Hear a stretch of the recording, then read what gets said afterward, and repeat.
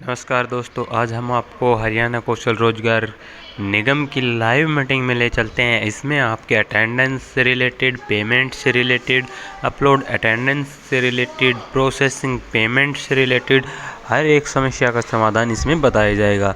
और सबसे अच्छी बात तो ये है कि ये प्रोसेस बताने के बाद आपके मल्टीपल क्वेश्चंस प्रत्येक कैंडिडेट राइज करेगा, उसके आंसर्स दिए जाएंगे। तो आपकी हर एक समस्या, जो भी जिस भी प्रकार की कोई समस्या होगी, आपकी समस्या का समाधान हो जाएगा। तो आइए दोस्तों, देरी न करते हुए हम अपनी लाइव मीटिंग में जुड़ जाते हैं। Good morning to everyone. जैसा कि पहले भी हम लोग ट्रेनिंग सेशन लगातार कर रहे हैं सो दैट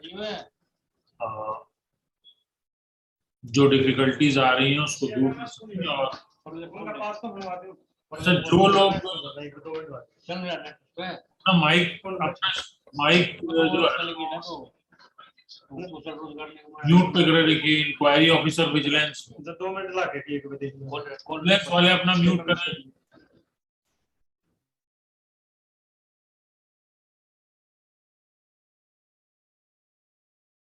आप सभी अपना जो है माइक जरूर म्यूट किए रहे हैं, क्योंकि इससे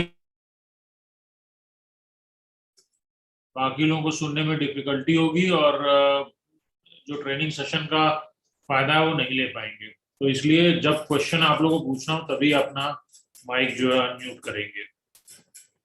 तो जो हम लोगों ने पहले भी HKRN के बारे में कई बार मैं बार बार रिपीट करता रहता हूं, ताकि सबके जो लोग बाद में ज्वाइन कर रहे हैं, कई लोग चेंज हो रहे हैं, नोडल ऑफिसर चेंज हो जा रहा है, कभी कभी कई लोग चेंज होते हैं, तो उसके लिए ये बार बार रिपीट टाइप का ट्रेनिंग है। तो काफी डिपार्टमेंट्स ने ठीक ठाक परफॉर्मेंस भी की हुई है, specially health department, transport department, कई डिपार्टमेंट ने अच्छा परफॉर्म किया और अप्रैल और मई की सैलरी जो है दे दी है काफी डिपार्टमेंट्स ने। और अभी भी लेकिन काफी पेंडेंसी है। जैसे अप्रैल की ज्वाइनिंग जो हमारे रिकॉर्ड के हिसाब से है वो लगभग 43,000 थी, लेकिन अभी पेमेंट जो है लगभग 25,000 लोगों की हुई है। तो अभी भी अप्रैल की पेमेंट बची है, या कई डिपार्टमेंट्स ने शायद अपने लेवल पे पेमेंट कर दी थी। दूसरा जो है मई में भी मई में ज्वाइनिंग लगभग 43,000 की थी, और मई में उसके अगेंस्ट लगभग 27-28,000 लोगों की पेमेंट जा चुकी है। तो प्रोग्रेस तो काफी हुई है, लेकिन अभी भी पूरी तरह से कंप्लीट, आज जो हम लोग 22 जून है और आज तक पेमेंट सबकी हो जानी चाहिए थी। मतलब इसलिए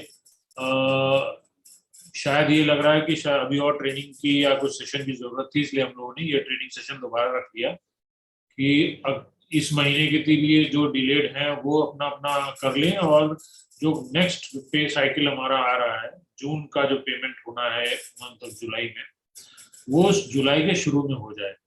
ये समझ अभी तक मुझे भी नहीं आ रहा है कि ये डिले आखिर अटेंडेंस लगाने में हो क्यों रही है, जब उसी DDO के पास काम करता है और वहीं पे वो काम कर रहा है उसी दफ्तर में जहाँ अटेंडेंस लगनी है, फिर भी 20-20 दिन लग जा रहे हैं अटेंडेंस मार्क करने में। कई लोगों के पास तो दो दो एम्प्लॉई हैं, फिर भी 20-20 दिन लग जा रहा है। तो ये गवर्नमेंट ने इसको काफी सीरियसली लिया हुआ है, चूंकि चीफ सेक्रेटरी इसको लगातार मॉनिटर कर रहे थे। तो अभी शायद इसमें हम लोग की पॉलिसी जैसे ही आ जाएगी, उसमें पेनल्टी प्रोविजंस भी ऐड हो जाएंगी, और वो उस कंसर्न DDO के ऊपर ही लगेगी पेनल्टी, और वो ऑटोमेटिक हो जाएगा। फिर आपके पास कोई चारा नहीं होगा कि एक डेट के बाद जैसे ही आपका अगर पे साइकिल आपने क्रॉस किया, तो आपके ऊपर पर पर्सन कुछ अमाउंट फिक्स हो रहा है जिसमें पेनल्टी लगेगी, और वो DDO को अपनी जेब से देना पड़ेगा।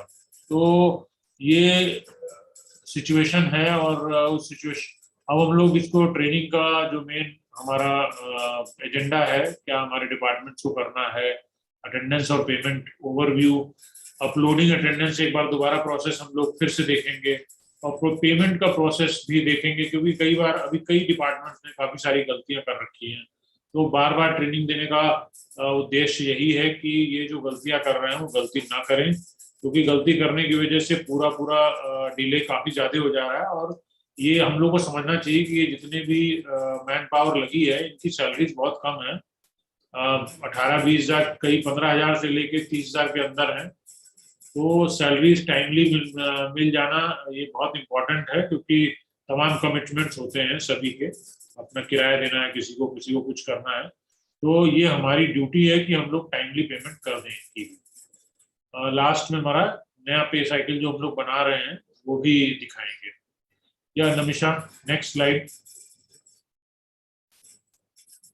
जो इम्पोर्टेंट बातें HKRN के बारे में मैं रिपीट नहीं करूंगा, क्योंकि वो ऑलरेडी सब लोग को पता चल चुका है काफी, मतलब लार्ज स्केल पे अब तमाम 164 डिपार्टमेंट हमारे यहाँ रजिस्टर्ड है, तो वो प्रोसेस काफी लोगों को जानकारी हो गई है।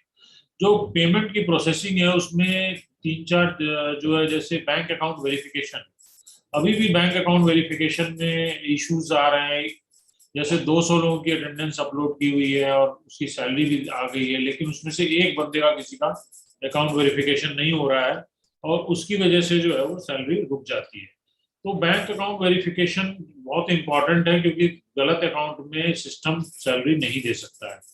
अगर वो किसी श्याम सिंह का नाम पे अकाउंट है, तो जब तक वो वेरीफाई नहीं होगा कि हाँ ये अकाउंट सही है, तब तक सैलरी नहीं जाएगी और सबकी रुकी रहेगी।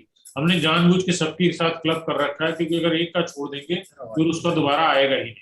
तो इसलिए जो है ये हमने ये प्रोसेस है कि आपको बैंक अकाउंट वेरिफिकेशन करना है। और जिन लोगों के भी बैंक, ये वन टाइम एक्सरसाइज है, एक बार आप लोगों ने ये एक्सरसाइज कंप्लीट कर ली तो इसमें किसी का भी जो है तो आगे फ्यूचर में नहीं आएगा, क्योंकि ये फिक्स हो जाएगा एक बार बैंक अकाउंट, तो दोबारा इसमें करने की जरूरत नहीं पड़ेगी।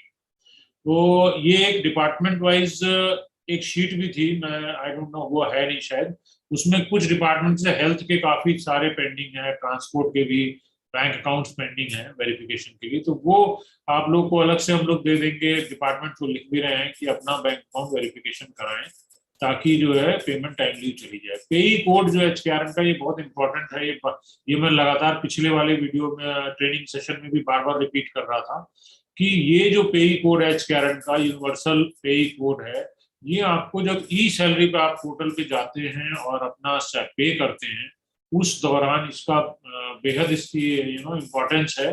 क्योंकि अगर ये पे कोड आपने गलत डाल दिया तो सारा कुछ रिकॉर्ड जो ई सैलरी पोर्टल पे वो गलत आ जाता है और फिर पेमेंट हो नहीं पाती है। तीसरा है कि पेमेंट को प्रोसेस करना। पेमेंट प्रोसेस करने का, अच्छा मैंने उल्टा बता दिया, पहले अपडेटिंग अटेंडेंस है, मतलब बैंक अकाउंट वेरिफिकेशन है, फिर अटेंडेंस अपडेट करना है। Namisha, there is some black slide coming, okay. Attendance upload करना है, फिर पेई कोड देखना है, फिर HKRN वैन अकाउंट है, 4 नंबर पॉइंट देखिए, HKRN वैन अकाउंट है। ये बड़ा इंपॉर्टेंट है कि हर डिपार्टमेंट को एक यूनिक वैन अकाउंट मिला हुआ हर DDO को। तो इंश्योर ये करना है कि अभी भी बहुत लोग ये गलती कर रहे हैं कि जब ई सैलरी पे जाते हैं तो जैसे ही वो हमारा पेई कोड डालते हैं HKRN का, तो एक ऑटोमेटिक कुछ भर के आता है। जो ऑटोमेटिक बाय डिफॉल्ट भरा हुआ आता है अकाउंट नंबर, उसको आपको हटाना है। ये इंपॉर्टेंट बात है, बार बार मैं रिपीट करूंगा कि जो डिफॉल्ट भरा हुआ आता है वो हटाना है।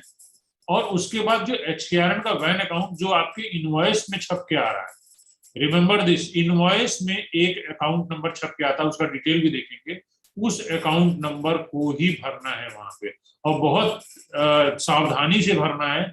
क्योंकि वो वैन अकाउंट क्या हो रहा है कि सिमिलर टाइप का अगर एक डिजिट भी बदल गया तो वो वैन अकाउंट किसी और ही डिपार्टमेंट के वैन अकाउंट में पैसा चला जा रहा है, और वो एक मतलब डिफिकल्टी इससे राइज हो रही है, जिसकी वजह से फिर हमें पूरा प्रोसेस रिपीट करके वहां से पैसा वापस लेना पड़ता है, फिर दोबारा डालना पड़ता है।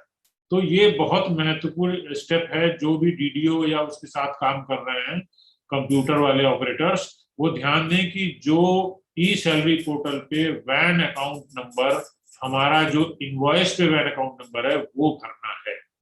ठीक, उसके बाद हमारा प्रोसेस जो पेमेंट है ये डिलेड मैंने बता दिया कि इसको थोड़ा और, आपको अटेंडेंस अपलोड करने का टाइम बिल्कुल 20 तारीख तक नहीं जाना चाहिए, 20-21 तक, क्योंकि अटेंडेंस में लगाने में इतना टाइम कभी नहीं लगता। वो तो किसी के पास 4 एम्प्लॉय है, किसी के पास 10 एम्प्लॉय है, इतने लोगों के अटेंडेंस भरने में कोई डिफिकल्टी नहीं होनी चाहिए। पे कॉन्फर्मेशन, ये भी एक इम्पॉर्टेंट स्टेप है कि कई बार लोग पे तो कर दे रहे हैं लेकिन उसका पे कन्फर्मेशन नहीं कर रहे हैं।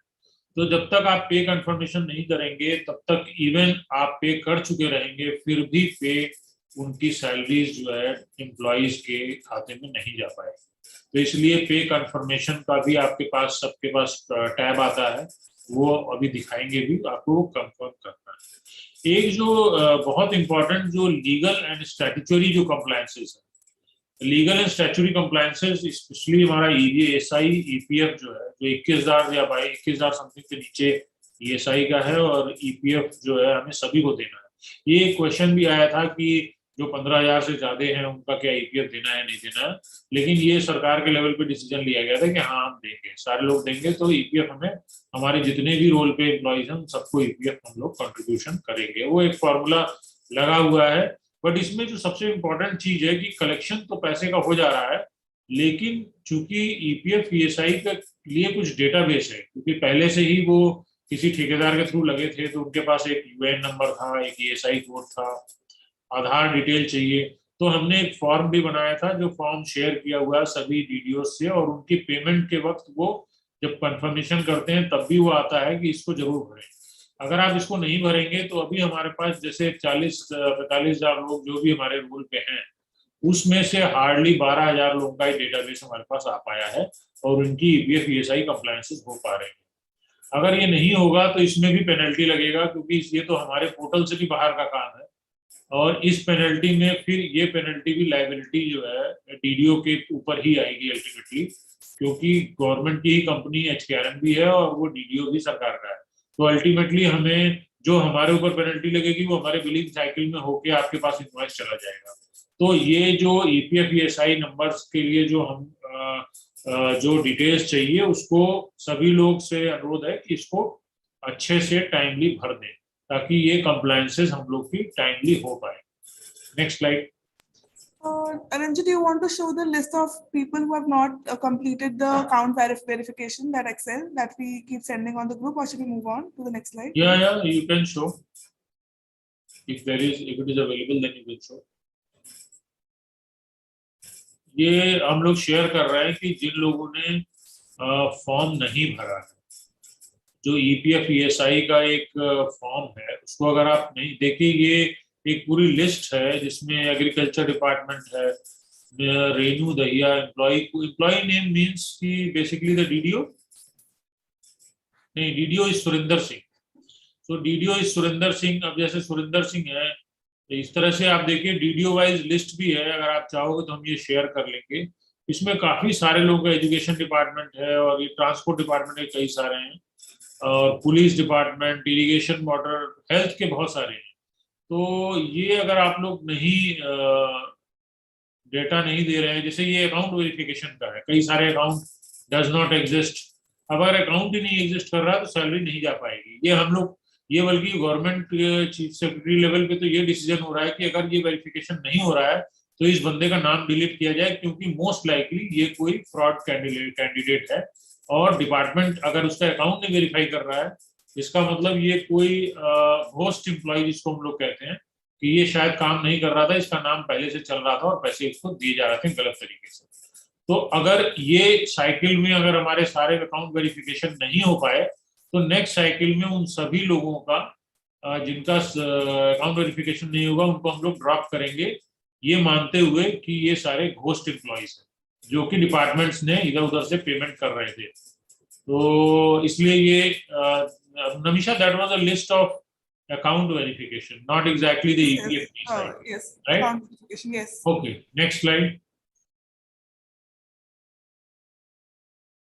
अब अटेंडेंस और जनरेटिंग इनवॉइस का जो पूरा ओवरऑल फ्लो है, वो जैसे डीडीओ अटेंडेंस अपलोड करता है, वैलिडेट करता है और निगम को भेजता है। निगम भी एक राउंड उस अटेंडेंस को चेक देख लेता है और उस पे इनवॉइस जनरेट कर देता है। डीडीओ के पास इनवॉइस उसी के लॉगिन पे आ जाता है। डीडीओ उसका अपना जो भी प्रोसेस है, एडमिनिस्ट्रेटिव प्रोसेस करता है, और फिर पेमेंट कंफर्मेशन करता है। सारे जो डिडक्शन करने हैं, जैसे टीडीएस है इनकम टैक्स का, फिर टीडीएस जीएसटी है, जीएसटी का है, ईपीएफ ईएसआई, ये सारी चीजें वो डिडक्शन देखता है और फिर अप्रूवल करता है, एंड देन उसको ट्रांसफर कर देता है पैसे को हमारे एचकेआरएम के bank account. Next, attendance process upload करने का हम लोग दोबारा इसको देख रहे हैं। जैसे डीडीओ ने अपने या एचओडी ने अपने लॉगिन में किया हुआ है, तो उसके पास एक टैब आता है लेफ्ट साइड में, आप देख सकते हो इनवॉइस और अटेंडेंस का। इसको क्लिक करता है जब वो इनवॉइस और अटेंडेंस, तो उसको ये डैशबोर्ड दिखता है। इस डैशबोर्ड में देखो आप मंथ है, सेलेक्ट महीना आप कर सकते हो। पहले आप अपलोड अटेंडेंस करोगे तो उसके बाद ये वाला डैशबोर्ड आ जाएगा। महीना आएगा, ईयर आएगा। संतोष नरवाल जी, आप अपना माइक जो है म्यूट करें। और फिर उसके बाद आपके पास इसमें बल्क अपलोड का भी ऑप्शन है। अगर आप बल्क अपलोड करना चाहते हो तो अटेंडेंस फाइल को डाउनलोड कीजिए, ये जो 4 नंबर लिखा हुआ है, जैसे ही आप डाउनलोड करेंगे तो एक एक्सेल फाइल खुल जाती है। एक्सेल फाइल खुलने के बाद आप उसमें अटेंडेंस, इस तरह से एक्सेल फाइल खुलती है। इसमें आप ये जो कितने दिन वर्किंग डेज अपने आप भर के आएगा, जो महीना होगा, जितने दिन का महीना होगा वो ऑलरेडी भर के आता है। फिर उसमें से कितने दिन वो प्रेजेंट था, कितने दिन सिक लीव था, मेडिकल लीव या कैजुअल लीव, और उसका डाटा आप डालोगे और फिर उसको आप इंपोर्ट अटेंडेंस, ये जो 6 नंबर पॉइंट दिखा रहे हैं, import the updated excel file to import attendance. तो बेसिकली आपको यही एक्सेल फाइल इंपोर्ट कर देना है। जैसे आप इंपोर्ट करोगे तो आप देखोगे ये आपके यहाँ पास नीचे पूरी शीट आ जाएगी। और पूरा जो अगर कोई अटेंडेंस गलत भरी आएगी तो ये रेड में दिखेगा। अगर मान लीजिए किसी ने नंबर ऑफ डेज जो है अटेंडेंस और टोटल मेडिकल लीव और अटेंडेड डेट मिला के कहीं टोटल वर्किंग डेज से ज्यादा हो रहा होगा, तो इस तरह की सिचुएशन में जहां वो एरर दिखाएगा, रेड कलर में आएगा, तो आप वैलिडेट भी कर सकते हो कि हाँ सही आया है क्या। नेक्स्ट, जैसे ये एक और शीट दिखा रहे हैं कि आप उसको वैलिडेट कर उसको एडिट भी कर सकते हो। अगर कोई गलती हो गई है तो आप उसको एडिट करिए और उसके बाद वैलिडेट करके अटेंडेंस वैलिडेट कीजिए और उसका अपलोड कर दीजिए आप। Submit attendance to HKRN 7 number. एक बार जब आपके वैलिडेट हो गए, एक मौका मिलता है आपको चेक करने के लिए, क्योंकि इसलिए दिया गया ये मौका क्योंकि अटेंडेंस एक बार अगर आपने सबमिट कर दी तो अटेंडेंस में कोई भी चेंज पॉसिबल नहीं है। तो इसलिए ये ध्यान रखना है कि इसको जो अटेंडेंस को अपलोड करने का जो प्रोसेस है, ये भी आपके पास हार्डली 2-4 एम्प्लॉइज हैं, 10 एम्प्लॉय हैं। बहुत कम विभाग हैं जहां एक ही जगह पे 100 एम्प्लॉय हैं, जिनमें टाइम लग सकता है। तो 2-4 लोगों की अटेंडेंस लगाते वक्त कृपया ध्यान दें कि इसमें कोई भी इस तरह की गलती ना हो, क्योंकि एक बार सबमिट कर दिया तो आप इसको दोबारा कोई भी इसमें एडिट पॉसिबल नहीं है। नेक्स्ट, अब हम लोग जो प्रोसेस है पेमेंट का प्रोसेस वो देख रहे हैं। आप अपने जो DDO या HOD के लॉगिन में जाओगे तो आपको देखोगे इनवॉइस, एक लेफ्ट साइड में आपके पास टैब आएगा इनवॉइस। आप इनवॉइस क्लिक करोगे तो इनवॉइस क्लिक करने पे जो आपने अटेंडेंस भर के हमारे पास भेजी थी, हमने उसका इनवॉइस भेजा था, वो आपको यहाँ दिखने लगेगा। इनवॉइस इनवॉइस पे आप देखोगे कि अब उसको डाउनलोड करके आप देखेंगे तो ये इनवॉइस का एक टेम्पलेट है। ये संतोष नरवाल कौन है जो ये इसको म्यूट नहीं कर रहा अपने आप को? Who is this guy? Santosh Narwal कौन है? मेरी आवाज सुन रहे हो?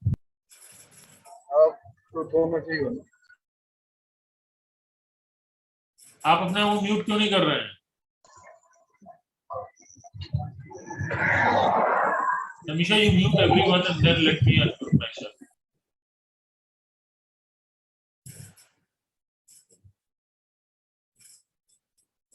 Okay.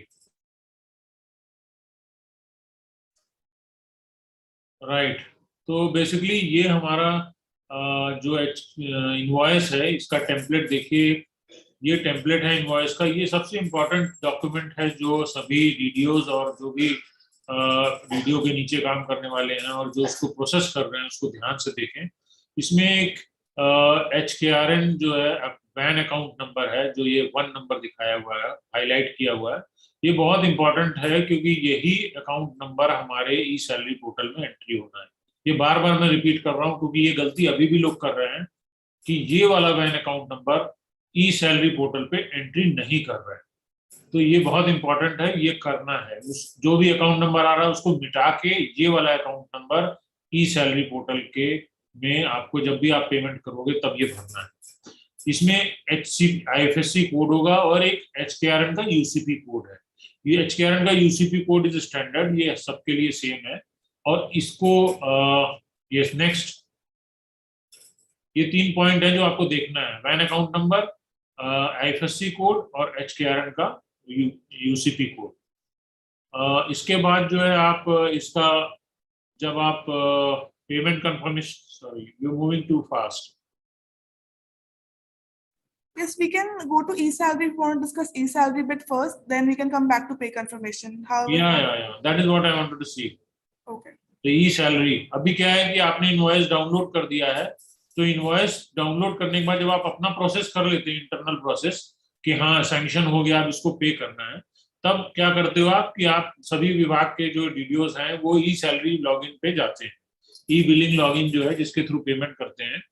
तो यहाँ पे आप अपना जो लॉगिन करते हो, लॉगिन करने के बाद आपका यूसीपी कोड जो है जैसे आप एंट्री करोगे, HKRN का यूसीपी कोड जो है वो आपको इसमें एंटर करना है. प्लीज रिमेंबर दिस, HKRN का यूसीपी कोड जो इनवॉइस पे मेंशन्ड है वो यहाँ भरना है. उसके बाद आपका जैसे ही आप ये भरोगे तो आपके डिफॉल्ट जो है HKRN हरियाणा कौशल रोजगार निगम भर के आ जाएगा और कुछ चीजें डिफॉल्ट भरी हुई आएंगी. लेकिन उसके बाद आपको ये ध्यान रखना है कि जो हमारा IFSC कोड चेक करिए कि जो इनवॉइस पे है वो भरना है यहाँ पे. और तीसरा जो सबसे इंपॉर्टेंट नंबर है वो है 6 number point, input HKRN main account number as on invoice. ये जो अकाउंट नंबर है यही बार बार लोग गलती कर रहे हैं कि जो यूसीपी कोड जब भरते हैं तो उसमें मैंने बताया कि डिफॉल्ट कुछ भरा हुआ आता है. डिफॉल्ट मतलब उसमें HKRN हरियाणा कौशल रोजगार भरा हुआ आएगा, कुछ और भी डिफॉल्ट डेटा जैसे ये कर्सर मूव कर रहा है, माउस मूव कर रहा है, ये भी भरा हुआ आता है. कोई ना कोई अकाउंट नंबर भरा हुआ आएगा जब आप यूसीपी कोड डालोगे. तो ये बहुत इंपॉर्टेंट है कि इस अकाउंट नंबर को तुरंत डिलीट करें और जो HKRN का आपने इनवॉइस डाउनलोड किया है उस इनवॉइस पे एक HKRN का वैन अकाउंट नंबर होगा, उस वैन अकाउंट नंबर को यहाँ भरना है. ये प्लीज मेक श्योर कि आप जब भी सैलरी पे पेमेंट करेंगे तो HKRN का वैन अकाउंट नंबर जो आपके इनवॉइस पे है वो यहाँ भरना है. जो पहले से भरा होगा उसको मिटाना है और HKRN के इनवॉइस पे जो वैन अकाउंट है वो यहाँ भरना है. उसको भरने के बाद आप इसको सबमिट कर दें. नेक्स्ट, ये सभी जो HKRN का जो वैन अकाउंट नंबर मैं बार बार रिपीट कर रहा हूँ जो आपके इनवॉइस में भर के आ रहा है वो यूनिक है. हर डीडीओ के लिए वो एक यूनिक नंबर है. तो अगर आपने एक डिजिट भी बदल दिया तो कई बार क्या होगा, आप देखोगे इसका नंबर ऐसे आता है HKRN 00 लेट्स से 2929. लेकिन अगर किसी ने गलती से भी भरते वक्त भी, देखिए दो तरह की गलती लोग कर रहे हैं. एक गलती ये कि मैंने जैसा बताया कि आप यूसीपी कोड डालोगे और उसके बाद आपको खुद भरना है HKRN का वैन अकाउंट नंबर. तो कुछ लोग ये गलती कर रहे हैं कि ये कर ही नहीं रहे ये प्रोसेस, वो HKRN का जो भरा हुआ ऑलरेडी आता है यूसीपी कोड डालने के बाद उसी में डिपॉजिट कर दे रहे हैं. नंबर 1 गलती ये हो रही है. दूसरी तरह की गलती ये हो रही है कि लोग भर तो रहे हैं नया वैन अकाउंट नंबर, उससे इनवॉइस से देख के भर रहे हैं, लेकिन भरते वक्त एक कोई डिजिट गलत कर दे रहे हैं. जैसे वैन अकाउंट नंबर मान लीजिए इनवॉइस पे आ रहा लिखा HKRN something dash dash dash 002929. अब यहाँ वाला जो आता है उसको मिटाते हैं और भरते हैं तो वो HKRN डैश डैश डैश 2929 की जगह 2928 भर दे रहे हैं. इस तरह की भी मिस्टेक्स हो रही हैं. तो वो क्या कर रहा है कि सिस्टम उसको किसी और जिसका 28 होगा, किसी और डिपार्टमेंट का वैन अकाउंट नंबर, उसमें चला गया पैसा. ऐसा हुआ है कई के हेल्थ का पैसा वो WCD में चला जा रहा है. तो ये आपको ये बड़ा छोटा सा एक्सरसाइज है लेकिन ये बहुत इंपॉर्टेंट एक्सरसाइज है कि अकाउंट नंबर आप गलती ना करें. जैसे आप अपना पैसा निकालते हो यार, अपने पैसे में डालते हो कभी अपने अकाउंट में, तो आप अकाउंट नंबर को बार बार चेक करते हो. तो प्लीज मेक श्योर कि आप HKRN के इनवॉइस पे जो प्रिंटेड वैन अकाउंट नंबर है उसको तसल्ली से भरें और उसको दोबारा एक बार चेक कर लें कि वो सही भरा है कि नहीं भरा आपने, फिर इसको सबमिट करें ताकि ये गलती ना हो किसी प्रकार की. Next,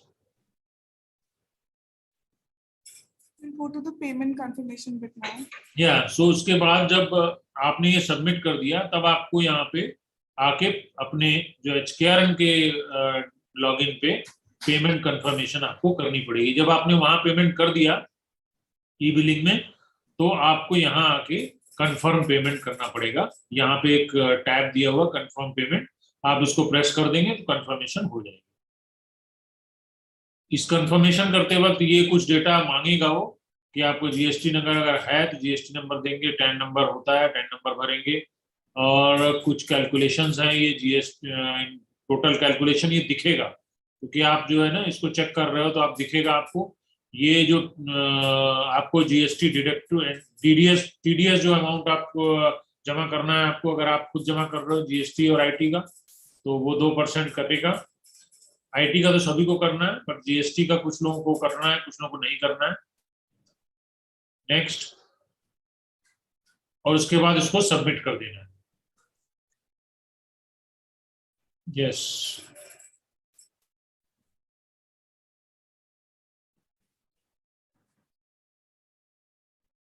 recap of the process. Yes, so this again ये एक रिकैप है, मतलब जो मैंने अभी तक बताया है ये मैं फिर से एक दोबारा रिपीट, एक थोड़ा डैशबोर्ड टाइप में रिपीट कर रहे हैं कि आपको HKRN के अपने लॉगिन में जाना है। जहाँ लॉगिन करने के बाद इनवॉइस और अटेंडेंस का जो टैब आपके लेफ्ट साइड में आता है, उसमें आप अपने डैशबोर्ड में जाके जो अनवेरिफाइड अकाउंट्स हैं, कुछ अकाउंट्स वेरीफाइड नहीं है, उनको देखिए और उनको जो है आप वेरीफाई करवाइए, बैंक अकाउंट सही कीजिए। फिर 4 नंबर पे है कि जो आप अटेंडेंस अपलोड करना, अपलोड अटेंडेंस का एक टैब होगा, उसको क्लिक कीजिए।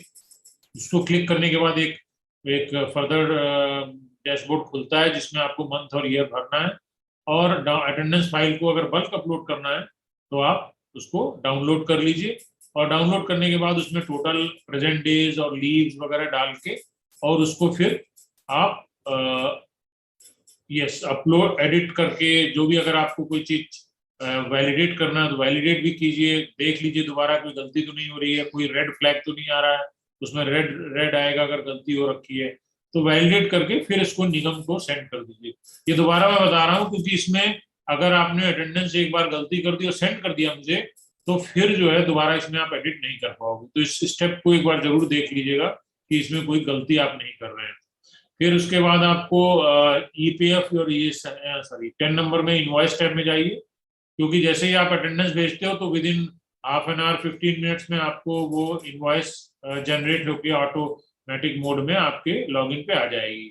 आप लॉगिन में जाएं अपने और इनवॉइस टैब को क्लिक करें तो वहां से आप डाउनलोड कर सकते हैं इनवॉइस को डाउनलोड कीजिए, अपना प्रोसेस जो पेमेंट का है उसको कंप्लीट कीजिए।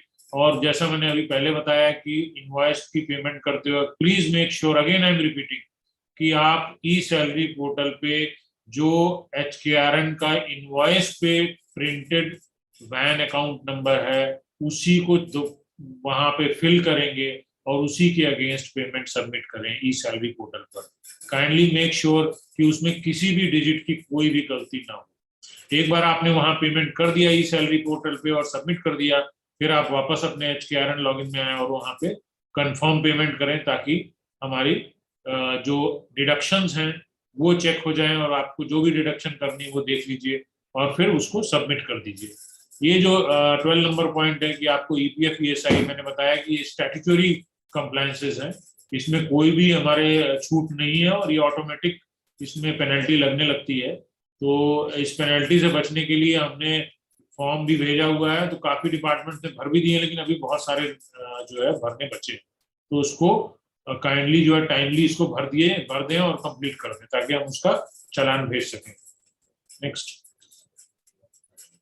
अब जो पेमेंट साइकिल का हम लोगों ने देखा कि ये एक चैलेंज आ रहा है कि बहुत ज्यादा टाइम ले रहे हैं। 1 तारीख से आज 22 तारीख हो गई, आज भी बहुत सारे डिपार्टमेंट अटेंडेंस अपलोड कर रहे हैं और इनवॉइस उनकी आज जनरेट हो रही है।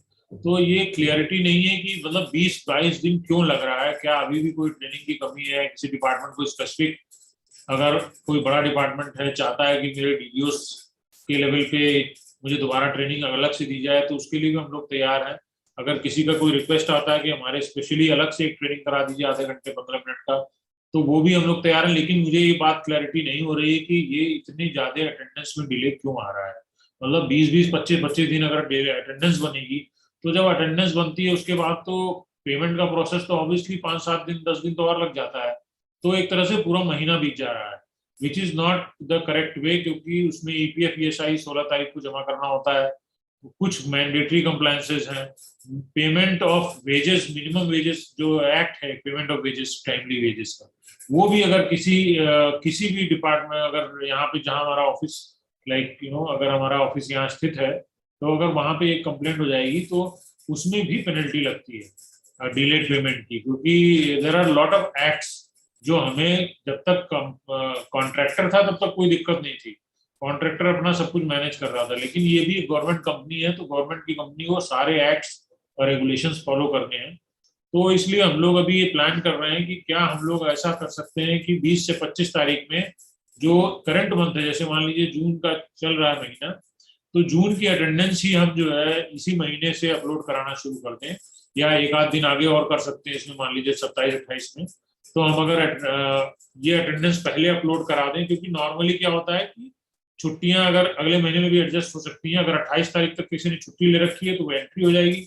मान लीजिए अगर किसी ने 29-30 में 1-2 छुट्टी ली भी, तो वो क्या अगले महीने में हम एडजस्ट कर सकते हैं। तो ये मैकेनिज्म हम लोग बनाने की कोशिश कर रहे हैं ताकि अटेंडेंस टाइमली हो जाए, और ताकि हम 30 तारीख को, ये हमारा प्लान है कि 30 तारीख या 31 तारीख को हम सबको इनवॉइस दे दें उस करंट मंथ का, और उसके बाद 5th तक जो है ये लास्ट डेट होगी जिसमें प्रोसेस करना होगा पेमेंट और अपलोड करना होगा।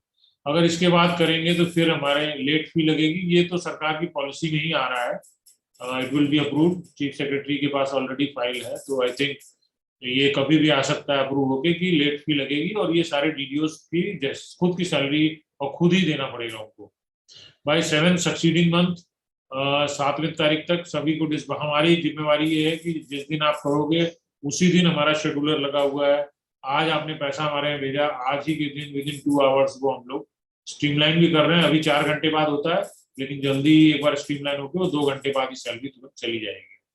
तो next I think this is the end, but people have questions। जो भी e-salary portal यूज नहीं कर रहे हैं उनको कैसे पेमेंट करना है, तो एक बार वो पार्ट कवर कर लेते हैं। ओके, तो जो ई-सैलरी पोर्टल नहीं यूज करते हैं, या सो जो ई-सैलरी पे उनको वो they are paying through the NEFT, correct? Yes yes, तो वो तो डायरेक्टली जो है हमारे डायरेक्टली थ्रू एनईएफटी कर सकते हैं। डायरेक्टली वो एनईएफटी के थ्रू हमारे जो बोर्ड एंड कॉर्पोरेशंस हैं उनको तो उनके लिए आसान है कि वो डायरेक्टली अपना जो हमारे HKRN अकाउंट है और हमारा IFSC कोड लेके, उनके लिए तो ये मतलब किसी सैलरी पोर्टल पे जाना ही नहीं है, अपने अकाउंट से ही वो इस अकाउंट नंबर को लिंक करके और इसमें पेमेंट कर सकते हैं। जैसे रेगुलर एनईएफटी हम लोग अपने पर्सनल अकाउंट से करते हैं, वैसे ही सिस्टम है, क्योंकि बोर्ड एंड कॉर्पोरेशन का तो अपना अकाउंट होता है, उस अकाउंट से वो इस अकाउंट में जो है HKRN के वैन अकाउंट नंबर में डाल के और ये IFSC कोड यूज करके उसमें इनवॉइस उतनी पे कर दें, उनके लिए काफी आसान है, right? Nanisha, do I have to tell anything else? नहीं, I think we are done. We can take the questions now. या अगर पेमेंट देखिए, एक मैं पहले क्लियर कर दूं कि पेमेंट, सैलरी डिसबर्समेंट और अटेंडेंस अपलोडिंग, इससे रिलेटेड क्वेश्चन पहले लेंगे। एक जो आपकी कुछ क्वेश्चंस जो स्टैंडर्ड आने वाले हैं मुझे पता है, उसके बारे में पहले बता दे रहा हूँ कि जॉब रोल है नहीं है जॉब रोल। पहला क्वेश्चन कई लोग पूछेंगे जी हमारा कुछ जॉब रोल नहीं आया है और इस जॉब रोल को हम कैसे अपडेट करेंगे। तो आपको सबको बता दूंगा पुनः एक बार कि पहला जो नोटिफिकेशन था निगम के जॉब रोल के बारे में वो था 19 जनवरी का। उसके बाद दूसरा नोटिफिकेशन हुआ है 3 जून का। कृपया 3 जून वाले नोटिफिकेशन को पढ़ लें सभी लोग। उसमें अभी तक किसी विभाग ने कोई कार्रवाई नहीं की है, जबकि उसमें एक्सपेक्टेशन ये है, उस नोटिफिकेशन को अगर आप ठीक से पढ़ेंगे तो उसमें ये लिखा है कि उन्होंने लेवल 1, 2, 3 कैटेगरी बनाई है, जिसमें कुछ जो जॉब रोल उनके तक पहुंच पाए थे उन्होंने उसमें डाल दिया, उसके बाद एटसेट्रा लिख दिया हर जगह। जैसे PN है, इस तरह के 4-5 पोस्ट उन्होंने एग्जाम्पल के तौर पे लिखा है, उसके बाद एटसेट्रा लिख दिया है। और कुछ की तो उन्होंने लेवल 1 की क्वालिफिकेशन डिफाइन कर दी है कि मैट्रिक एंड बिलो और 5th पास स्टैंडर्ड जो भी करा हुआ है।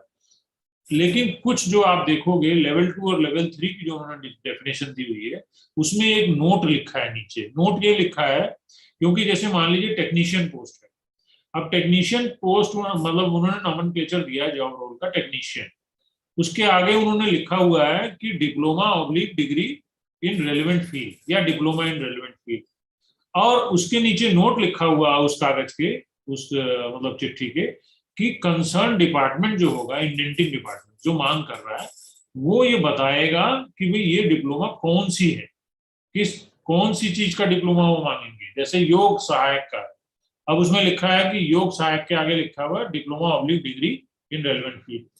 तो अगर diploma oblique degree in relevant field, तो जब आप जॉब रोल क्रिएट करोगे, आपको जॉब रोल फिर भी क्रिएट करना पड़ेगा। हमारे जो जॉब रोल क्रिएशन वाला जो हमने मॉड्यूल दिया हुआ है, उसमें आप क्रिएट कीजिए और उसके अंदर आप वहां पे मेंशन कीजिए कि मुझे अगर योगा सहायक चाहिए, जो कि नोमेनक्लेचर आ गया है, जॉब रोल तो कर दिया, नाम दे दिया, लेकिन उसके आगे जो है, जो उनको डिप्लोमा या डिग्री इन योगा, मान लीजिए बीएससी इन योगा है या एमएससी इन योगा या डिप्लोमा इन योगा फ्रॉम फलाना, कोई इंस्टीट्यूट का नाम लिखना पड़ेगा, किसको आप रेलेवेंट मानते हो किसको नहीं। ये पूरी तरह से पावर जो है वो विभाग, एचआर जो हमारा ह्यूमन रिसोर्स डिपार्टमेंट ने अपने 3 जून को नोटिफिकेशन में ये कंसर्न डिपार्टमेंट को दे दी कि आप इसको मेंशन करो कि कौन सा है। अब एक दूसरा क्वेश्चन जो जॉब रोल से संबंधित है, मैं पहले इसलिए बता दूं ताकि कोई रिपीट ना करे कृपया इस तरह क्वेश्चन, कि एटसेट्रा जो है उसमें लिखा है लेकिन उनके जॉब रोल का नाम नहीं है। जैसे मान लीजिए लिखा हुआ है कि योगा हेल्थ वर्कर फलाना फलाना फलाना, लेकिन कंसर्न डिपार्टमेंट का कोई अपना जॉब रोल है, वो उसमें नहीं है एग्जाम्पल में। तो उस तरह के सिनेरियो में क्या करेंगे? उस तरह के सिनेरियो में भी एक डिसीजन अभी जल्दी पॉलिसी के साथ ही आ जाएगा कि बेसिकली क्या करना है कि वो जॉब रोल क्रिएट करेंगे और जॉब रोल और उसकी जो रिक्वायर्ड, वो उस लेवल में डिफाइन करेंगे, लेवल 1 2 3 के अंदर डिफाइन करेंगे कि ये मेरा जॉब रोल का नाम है अब रो और मत ये और इसका अपनी भाई ये जूनियर प्रोग्रामर कौन है, इसको म्यूट करो। तो वो ऐसा जॉब रोल वही जो क्रिएशन ऑफ जॉब रोल वाला मॉड्यूल हमारा है, उसी में वो क्रिएट करेगा, आगे लिखेगा कि मेरा रेलेवेंट डिग्री डिप्लोमा क्या है, और उसके बाद हमारे पास सबमिट करेगा। और हमारे पास सबमिट करने के बाद हम उसको एनालाइज करके, जो बोर्ड ऑफ डायरेक्टर्स है, निगम का एक बोर्ड ऑफ डायरेक्टर्स है which is headed by the chief secretary, उसको उन्होंने, अभी वो डिसीजन हुआ है लेकिन अभी फाइनल नहीं हो पाया, मतलब नोटिफाई नहीं हुआ है, तो उसको हम लोग एम्पावर कर रहे हैं ताकि वो एचआर डिपार्टमेंट में काफी ज्यादा वर्कलोड बढ़ने की वजह से टाइम लग रहा था, तो वो एक तरह से निगम और डिपार्टमेंट के बीच में ये मतलब डेलीगेट कर दी गई है कि आप निगम को भेजोगे, निगम इसको बीओडी में अप्रूव करा लेगा और फिर ऐड कर देगा। तो ये जो इन लोगों का इस तरह से रिलेटेड क्वेश्चन है, उनका आंसर मैंने दे दिया है। ठीक है, अब क्वेश्चन आता है तीसरा कि जो अभी मैंने प्रेजेंटेशन दी है relating to our payment module और इनवॉइसिंग या अटेंडेंस या ईपीएफ ईएसआई से रिलेटेड मैटर, इनसे रिलेटेड अगर क्वेश्चंस हो तो कृपया आप अपना क्वेश्चन जो है पूछें।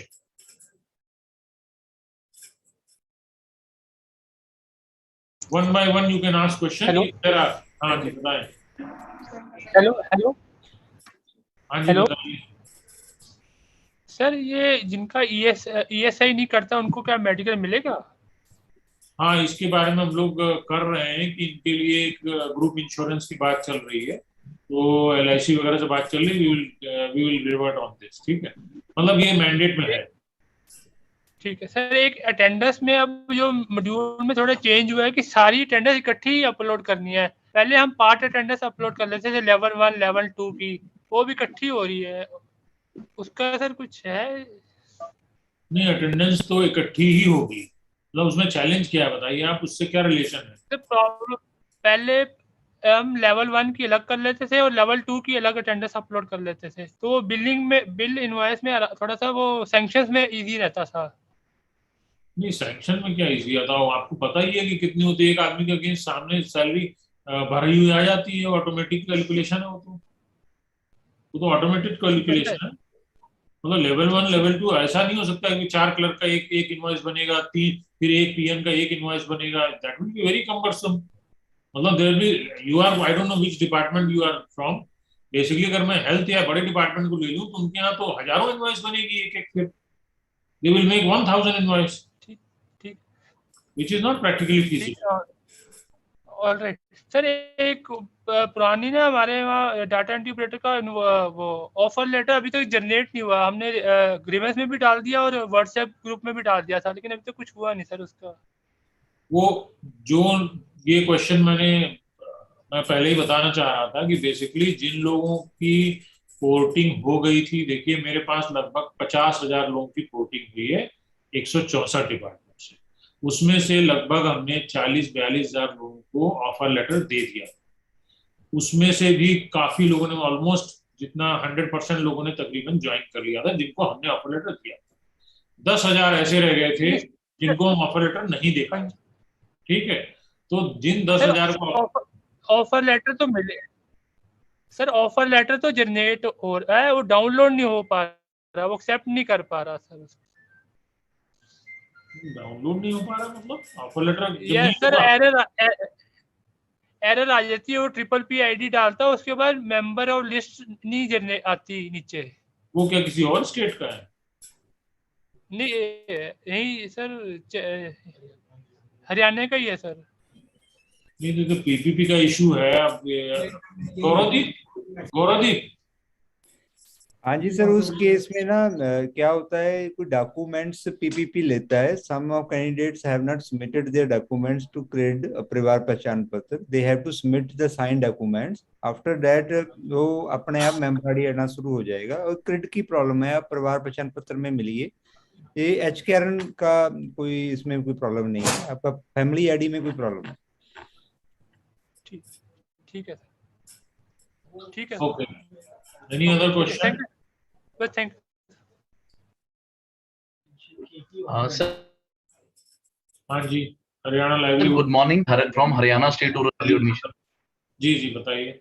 हाँ सर, आपने भी एक चीज बोली थी कि जिसका डेजिग्नेशन शो नहीं हो रहा उसका डिपार्टमेंट और निगम के बीच में एक लेटर जाएगा कि इसकी ये डेजिग्नेशन और रेलिवेंट इसके डॉक्यूमेंट्स ये हैं। बट टिल देन जब तक वो प्रोसेस में है, what we have to do now, उसकी सैलरी हम कैसे निकालेंगे सर?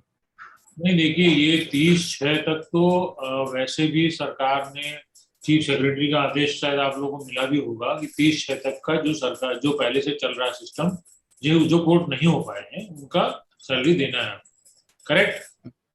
Yes sir, yes. तो 30/6 से पहले वो पॉलिसी मोस्ट लाइकली आ जाएगी सर। बट हम नाम दे चुके हैं उस पर्सन का किसी और डेजिग्नेशन के अंदर, क्योंकि हमें बताया गया था कि रेलिवेंट को डेजिग्नेशन है उसके अंदर भर के आप दे दीजिए। हमें एम्प्लॉयमेंट लेटर भी आ चुका है उस पर्सन का। ज्वाइन भी कर लिया है।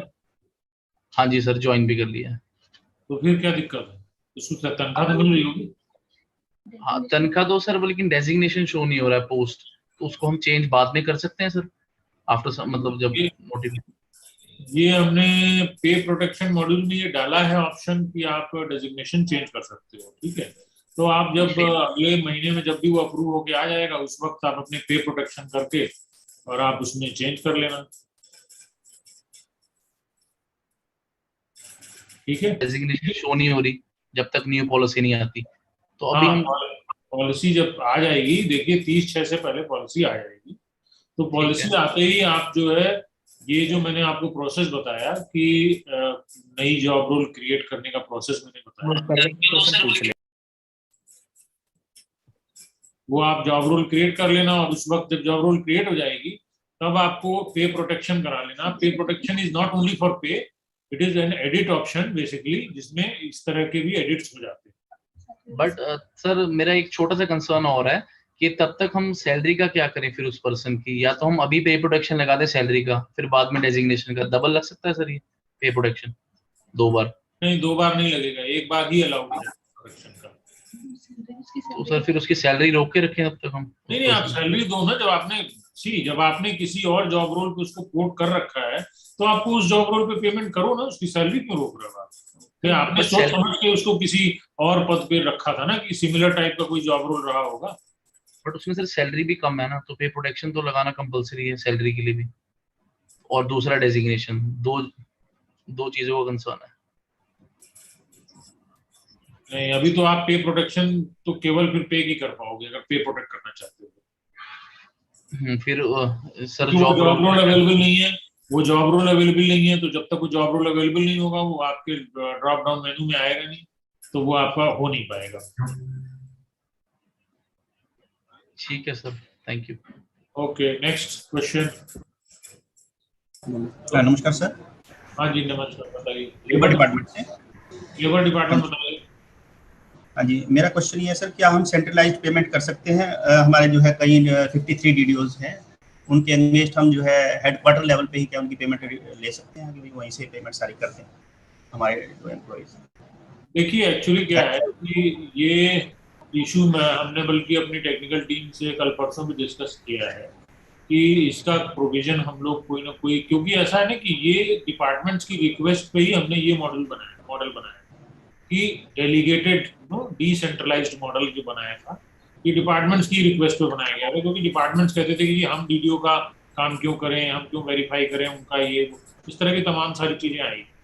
तो लेकिन अगर डिपार्टमेंट दो चार हैं जो चाहते हैं कि वो सेंट्रलाइज पेमेंट करें, तो उसके लिए हम ऑप्शन बनाएंगे, लेकिन अभी तो आपको फिलहाल जो है आपको डीडीओ के थ्रू ही कराना पड़ेगा। But if there are similar request then we can probably think on those lines कि हमारे लिए तो बल्कि लाइफ आसान है कि सेंट्रलाइज एक डिपार्टमेंट के एचओडी से मुझे डील करना है और उससे मुझे सारे पैसे मिल जाएंगे कंसर्न। ठीक है, थैंक यू। सेकंड क्वेश्चन भी है सर। नमस्कार सर। एक मिनट लेबर डिपार्टमेंट को कंप्लीट कर लेते हैं। हाँ जी, सेकंड क्वेश्चन ये है सर कि क्या पे प्रोटेक्शन जो है अभी हमने नहीं की इनकी, क्या अभी हमें चांस मिलेगा कि हम पे प्रोटेक्ट कर पाएंगे उनके? नहीं, एक बार तो ऑप्शन मिलेगा ही आपको, एक बार ऑप्शन हमने बंद नहीं किए किसी भी पे प्रोटेक्शन मिलना नहीं। One time you have an option one time कि आप उसको पे प्रोटेक्शन कर सकते हैं। Thank you. दोबारा नहीं कर पाओगे। Sir employment department. हाँ जी बताइए। Employment department. कहाँ से? Sir employment department. हाँ बताइए। सर हमने पेमेंट की थी सर HKRN को अप्रैल और मंथ की सर, और मई की। अच्छा, तो सर हमने जैसे GST 1% SGST और CGST काटा था सर, और इनकम टैक्स 2%। ठीक है। तो सर हमने पेमेंट कर दी उनको। तो अब HKRN से हमारी बात है, उन्होंने सिर्फ 1 मंथ की सैलरी डाल ली है हमारे एम्प्लॉइज हैं जो उनके अकाउंट में। तो वो कहते हैं भाई हमारे पास 11,000 रुपए कम आए हैं, 11,720 रुपए सर अप्रैल और मई के, क्योंकि हमने 2% जो है वो इनकम टैक्स और CGST SGST काटा हुआ है। तो वो कह रहे हैं सर, मखीजा साहब से बात हुई थी हमारी इस रिगार्डिंग, तो वो कह रहे थे भी आप GST CGST काट लो, कोई दिक्कत नहीं है हमें।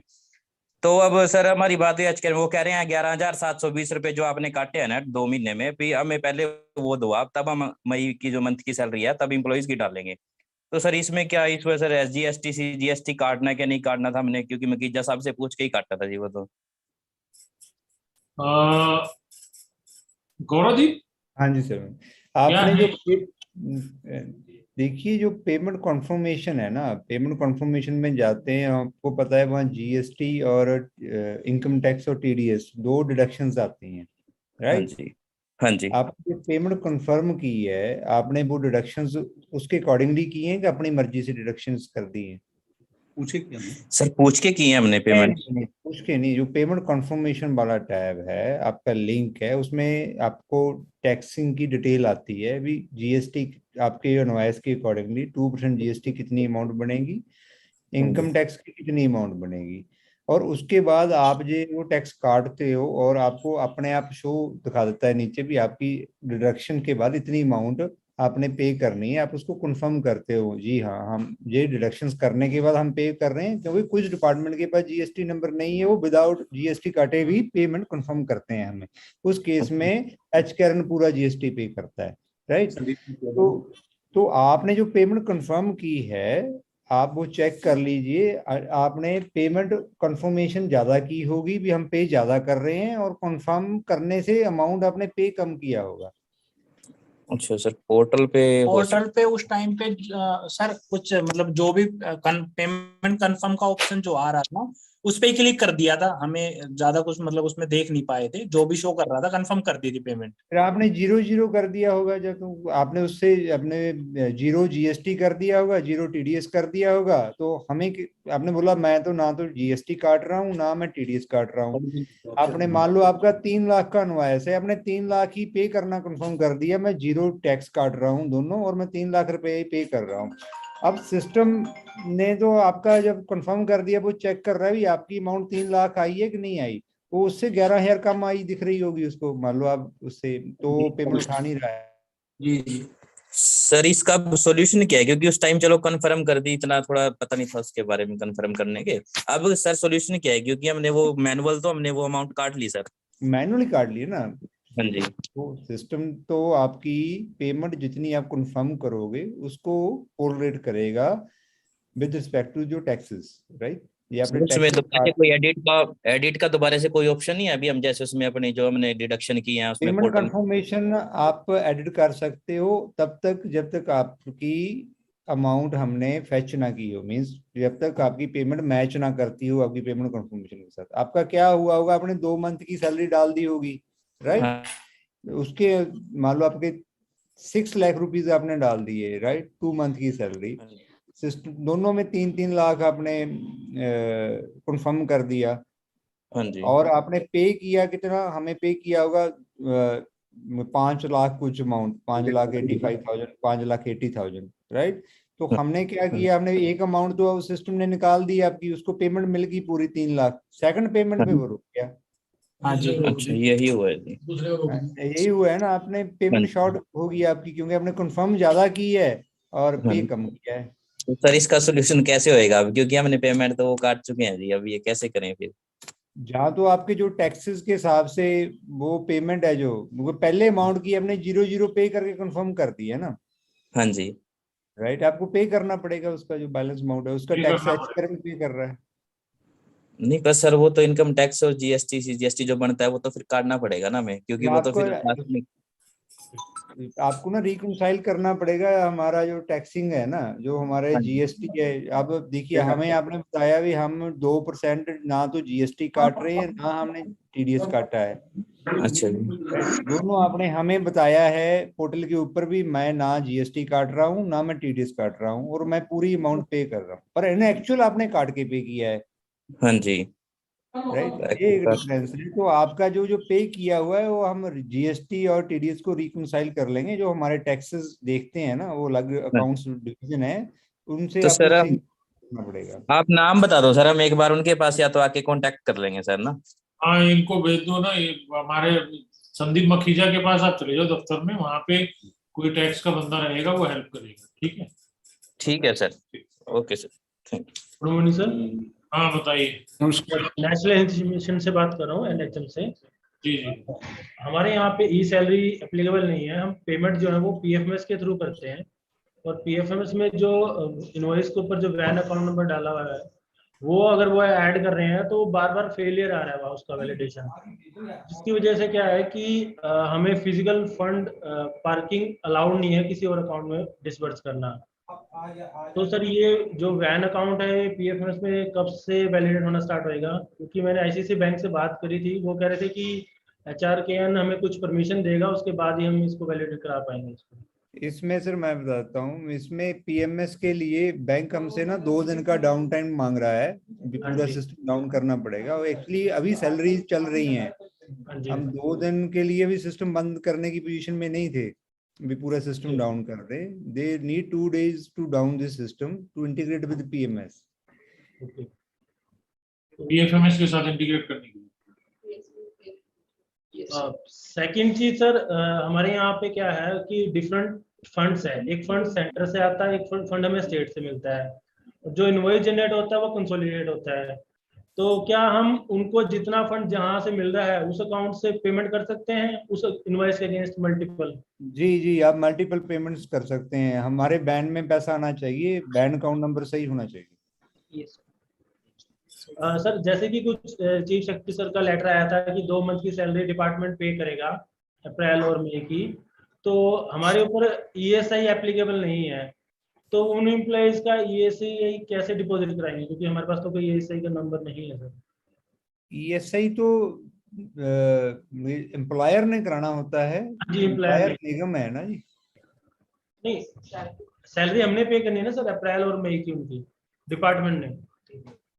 नहीं, वो हमारे पास हमारे एम्प्लॉयर हैं या हमारी एम्प्लॉई है या आपका? अभी ऑन रोल नहीं हुए सर, वो जनरेटेड नहीं हुए सर। नहीं जनरेट नहीं हुए तो फिर तो आपका, आप जैसा करना चाहो कर लो, हमें कोई दिक्कत नहीं है।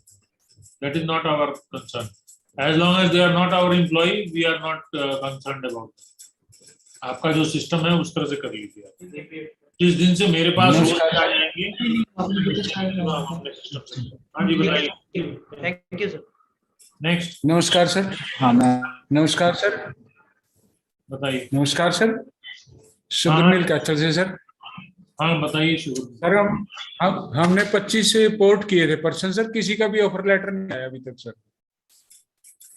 नहीं मैंने बताया है ना, ऑफर लेटर वाला जो पॉलिसी जब तक नहीं 26 अप्रैल के बाद हमने किसी को भी ऑफर लेटर नहीं दिया, तो आपने उसके बाद पोर्ट किया होगा, तो 26 अप्रैल या उसी के आसपास किया होगा, तो ये जब पॉलिसी आ जाएगी तो उसका हम लोग पोर्टिंग दोबारा शुरू करेंगे। अभी काफी लोगों का पोर्टिंग नहीं हो पाया।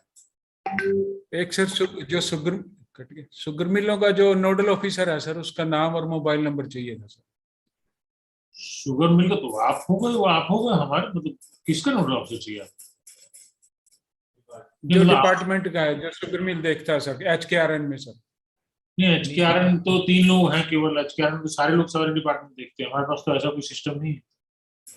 नोडल ऑफिसर हमारा कोई नोडल अफसर नहीं है, हमारे पास संदीप मखीजा है, मैं हूँ, और टेक्निकल साइड में गौरवदीप है, ये 3 लोग हैं। एक सर नोडल ऑफिसर का नोडल ऑफिसर का मोबाइल नंबर चेंज करना था अपना सर, वो हो नहीं रहा है सर। आप अपना ना चेंज पासवर्ड कर लीजिए। चेंज पासवर्ड करेंगे ना, आगे प्रोफाइल अपडेट की ऑप्शन आती है। जब प्रोफाइल अपडेट करेंगे आपको दोबारा पे कोड डालना पड़ेगा और मोबाइल नंबर भी डालना पड़ेगा और आपका नाम भी चेंज हो जाएगा, जो भी आप करना चाहें। चेंज पासवर्ड के बाद थैंक यू OTP जाएगा पुराने नंबर पे, बट राइट। जी sir, thank you. Okay, anybody else? Hello, good morning sir. Haryana seeds corporation से बोल रही हूँ सर मैं। सर ये मई मंथ की सैलरी आई थी हरियाणा कौशल रोजगार से ना, तो उसमें जो TDS कटा है ना, वो कटना चाहिए था ग्रॉस अमाउंट पे, वो कट गया टोटल अमाउंट पे। तो उसका जो डिफरेंस है वो कैसे कवर कर पाएंगे? ग्रॉस पे कट गया, टोटल पे कट गया मतलब? सर जो ग्रॉस सैलरी है ना, ग्रॉस अमाउंट बनती है ना, उस पे कटना चाहिए था। जो काटा गया TDS, वो काटा गया है टोटल अमाउंट पे। वो जो GST मिला के TDS ना, TDS सर, GST मिला के कट गया है ना, वो हम लोग उसको करेक्ट कर रहे हैं, अगली बार उसको रिकंसाइल करेंगे। Okay sir. वो थोड़ा एक्स्ट्रा टैक्स चला गया है, वो हम लोग रिकंसाइल करेंगे। ठीक है सर, वो फिर एडजस्ट हो जाएगा नेक्स्ट बिल में? हाँ नेक्स्ट या नेक्स्ट टू नेक्स्ट में एडजस्ट हो जाएगा। लेकिन ठीक। सर नमस्कार जी, मैं हरियाणा शहरी विकास प्राधिकरण से बोल रहा हूँ sir, Sandeep Dixit sir. Sir ऐसा है सर, हमारे पास सर लीगल असिस्टेंट और लीगल कंसल्ट है सर, इनकी सर सैलरी ना सर जो आई है HKRN से, वो सैलरी सर कम आई है सर। आपने ना ऑप्शन दिया था पे प्रोटेक्शन का कि जिनकी सैलरी कम है वहां पे सही कर सकते हैं, तो सर हमारे DDO सर ने मतलब वहां पे नहीं की सर, तो क्या सर अब वो सैलरी सही हो सकती है सर उनकी? नहीं, अब अगली बार में आप जो है उनको सही कराओ, ये आपकी गलती है, आपके विभाग की गलती है। आप लोग सोते रहते हो, जब टाइम दे दिया आपको, आपका DDO कौन है, he should be charge sheeted, उसकी सैलरी क्यों नहीं कम मिलनी चाहिए? When he is not able to give salary to his own employees, तो उसका सैलरी खुद का अपना कटवाए हो। व्हाट इज दिस यार? आपको सारा ऑप्शन यहाँ डाला, रोज रोज मैं जो है मीटिंग कर करके सबको समझा रहा हूँ कि आप पे प्रोटेक्शन कीजिए, पे प्रोटेक्शन कीजिए। अब आप कहते हो जी उसने पे प्रोटेक्ट नहीं किया, सैलरी चली गई, कम चली गई। अब अगले महीने कर ले, वो सैलरी प्रोटेक्ट करे, अगले महीने से ठीक मिलेगा उसको सैलरी। उसको बोलिए अपना आप प्रोटेक्ट कर ले। ठीक है सर, ठीक, थैंक यू सर। नमस्कार सर। हाँ जी नमस्कार, सर बताइए। हम हॉर्टिकल्चर डिपार्टमेंट से। सर हमारे यहाँ ना हार्टोन के एम्प्लॉइज वर्क करते हैं, उनके लिए ना प्रॉब्लम आ रही है कि उसमें से हमें पहले इंस्ट्रक्ट किया गया था कि हम उनको कौशल निगम पे कर दे रजिस्टर, हमने उनको वहां पे रजिस्टर कर दिया, बट अब वो कोर्ट केस में चले गए हैं कि हमें निगम में रजिस्टर्ड नहीं होना, और उनकी सैलरीज आ रही है निगम से, 2 महीने की आ चुकी है। कोर्ट ने क्या कहा है, मैं कोर्ट का मेरे पास जजमेंट नहीं है, so I don't know what to say, but what court ने क्या कहा है, what exactly has court? Sir court ने बोला कि 5 दिसंबर तक हम उनको एज इट इज ही रखें, उसी एम्प्लॉइज मतलब हार्ट्रोन के एम्प्लॉइज ही कंसीडर करें उनको। तो आप कोर्ट के कंप्लायंस करो, फिर आप write to us, we will return you back.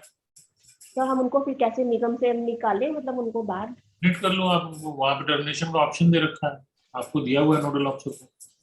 Okay, और सर उनका चलो ठीक है, फिर तो रिजॉल्व हो जाएगा मैटर, अगर उनको वहां से निकाल ही लेते हैं तो। हाँ, आप ठीक। निकाल लो उनको, उसमें Okay, रीजन thank- दे देना कोर्ट केस की वजह से। Thank you sir.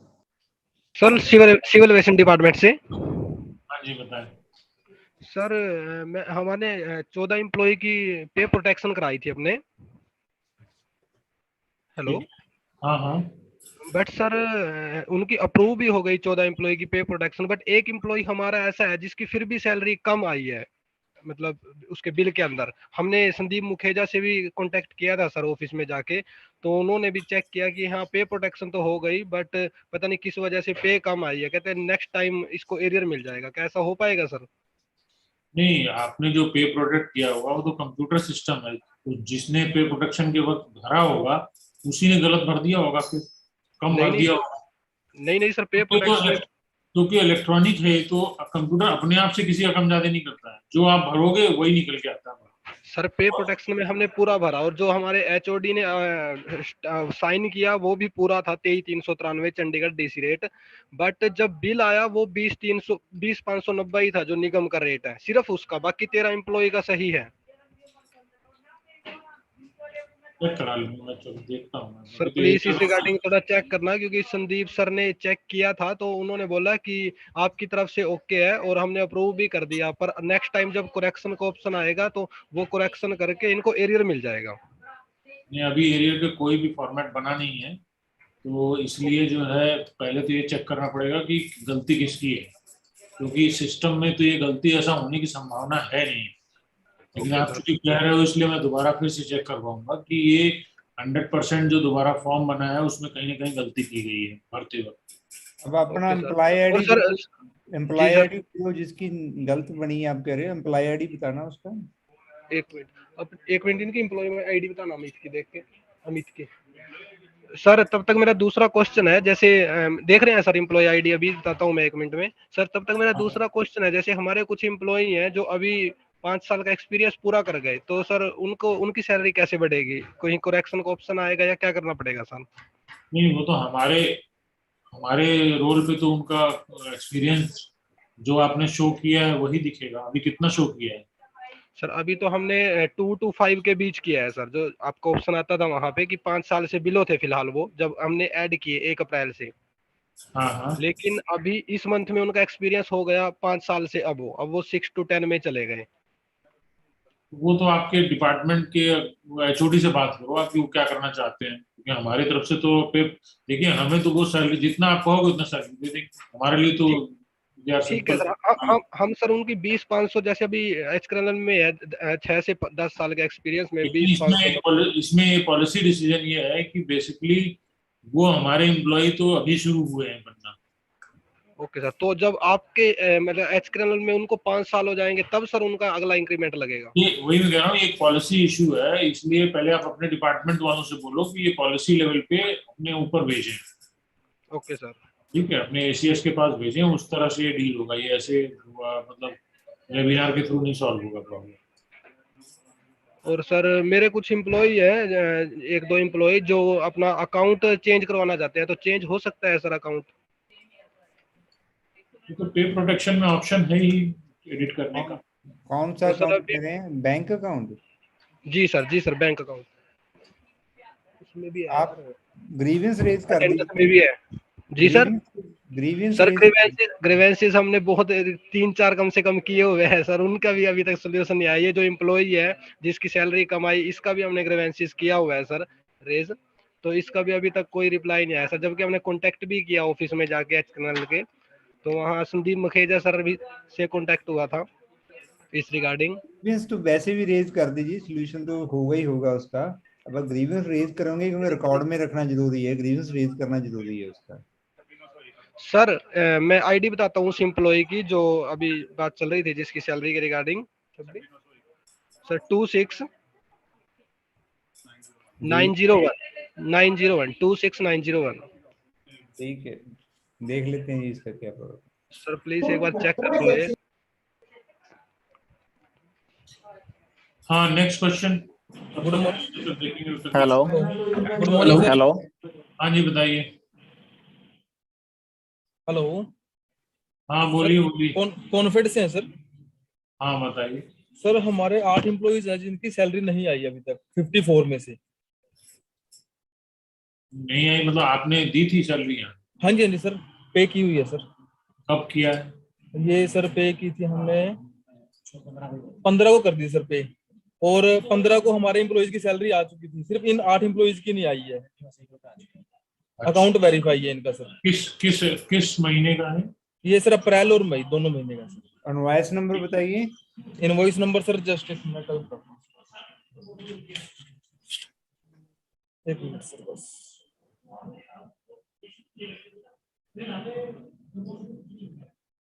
तब तक ये दूसरा और कोई क्वेश्चन है कोई? ये और एक सर हमने 3 असिस्टेंट की रिक्वेजिशन डाली थी।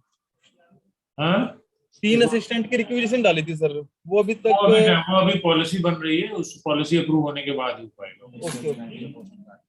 और एक सर सेलमैन की पोस्ट उसके अंदर बताई हुई थी सर, अभी तक वो भी नहीं आई है। मैंने वो बता दिया आपको कि पोस्ट क्रिएट करने का प्रोसेस बता दिया, वो पॉलिसी में भी आ रहा है और आप सर इनवॉइस नंबर है 2588। ठीक है देख लेते हैं ये। मई की तो उसने जनरेट ही नहीं कराई है, 2568 है एक ही। मई की आपकी कॉन्फिड की केवल एक ही है 2568। 2568 है इनवॉइस नंबर। और अप्रैल के सर दो इनवॉइस अप्रैल के सर। इसमें सारे लोगों की सैलरी जा चुकी है सक्सेस दिखा रहा है। हाँ जी सर सभी के सर। सिर्फ 8 एम्प्लॉइज रहते हैं सर। ना 54 थे, 54 की सैलरी सक्सेस है सर। पहुंची नहीं सर उनके पास तो 8 एम्प्लॉइज। जो अकाउंट नंबर तुम लोगों ने दिया है उस अकाउंट नंबर में सक्सेस है पूरी की पूरी सैलरी। ओके फिर एक बार रीचेक कर लेते हैं। 54 लोगों की पूरी सैलरी जो है अकाउंट नंबर में जा चुकी है, क्रेडिटेड ऑन 15/6। ओके एक बार चेक कर लो कोई प्रॉब्लम ना हो। Okay sir. Hello thank you sir. Hello ये हरिओम और सुनील कुमार है कोई 2 आदमी जिसके अकाउंट एग्जिस्ट नहीं करता है। अच्छा next question. Sir Daljeet, hello sir Daljeet बोल रहा हूँ जी टेक्निकल एजुकेशन से। हाँ बताइए सर हमारा एक इश्यू है, हमारा एक एम्प्लॉय है, जब हमने उसका डाटा पोर्टिंग किया था तो उस समय वो 57 ईयर का था और जून में वो 58 ईयर का हो गया है, 58 साल से ऊपर है। तो सर अब उस एम्प्लॉयज को रिलीव करें या पोर्टल अपने आप उसको रिलीव करेगा? नहीं एक्चुअली क्या है कि ये मैंने अभी कह दिया 30/6 तक इंतजार कर लीजिए क्योंकि पॉलिसी में कुछ चेंज हो जाए। अगर पॉलिसी में वो 58 का आता है कि 58 तक एज रहेगी तो इसको आप रिलीव करोगे। ओके सर ऑटोमेटिकली हो जाएगा या हमें खुद करना पड़ेगा मैनुअली? नहीं ऑटोमेटिक नहीं, वो आपको ऑटोमेटिकली हो जाएगा, लेकिन आपके पास ऑप्शन दे रखा है हमने रिलीविंग का, टर्मिनेट करने का। ठीक है सर। सर एक सेकंड क्वेश्चन था, हमारे एसीएस सर ने आपसे शायद बात की थी, आनंद मोहन शरण जी ने, रिगार्डिंग रिपोर्ट्स के लिए और मास्टर आईडी के लिए। नहीं वो आपके एसीएस को मैं बता भी चुका हूँ कि आपके ऑफिसर इतने, मैं क्या वर्ड यूज करूँ, दे आर सो लेजी। उनसे मैंने सिर्फ ये पूछा था कि अपना स्ट्रक्चर आके बता दो, एक फॉर्मेट बना के दे दो मुझे। सर देखे आए थे जी। नहीं किसको दिया था आपने? सर आपको आए थे खाली नहीं पूरी लिस्ट दे के गए थे सर, मैं साथ में था उस पर। नेक्स्ट टाइम कहा था ना कि इसका जो फॉर्मेट बना के दो, फ्लो चार्ट। सर दे चुके हैं आपको ऑप्शन में भी दिया था, संजीव शर्मा के भी दिया था, सेक्टर क्वेश्चन में सेक्टर 3 में भी देखे आए थे। आपने जो सूचना दी है वो इनकम्प्लीट है, मैंने आपके एसीएस को ऑलरेडी बता दिया। ओके सर एक ग्रुप में मैसेज डाला था रिपोर्ट्स के रिगार्डिंग कि एचओडी की जो आईडी है उस पे हमें कुछ जैसे रिपोर्ट्स वगैरह हैं, हम जो सब ऑफिस हैं उसकी रिपोर्ट चेक कर सके कि कितने जो हमारे ऑफिस ने हैं रिपोर्ट। तो आ रही है क्यों? गौरवदीप एक लिंक कोई शेयर किया था जिसमें आती है वो रिपोर्ट?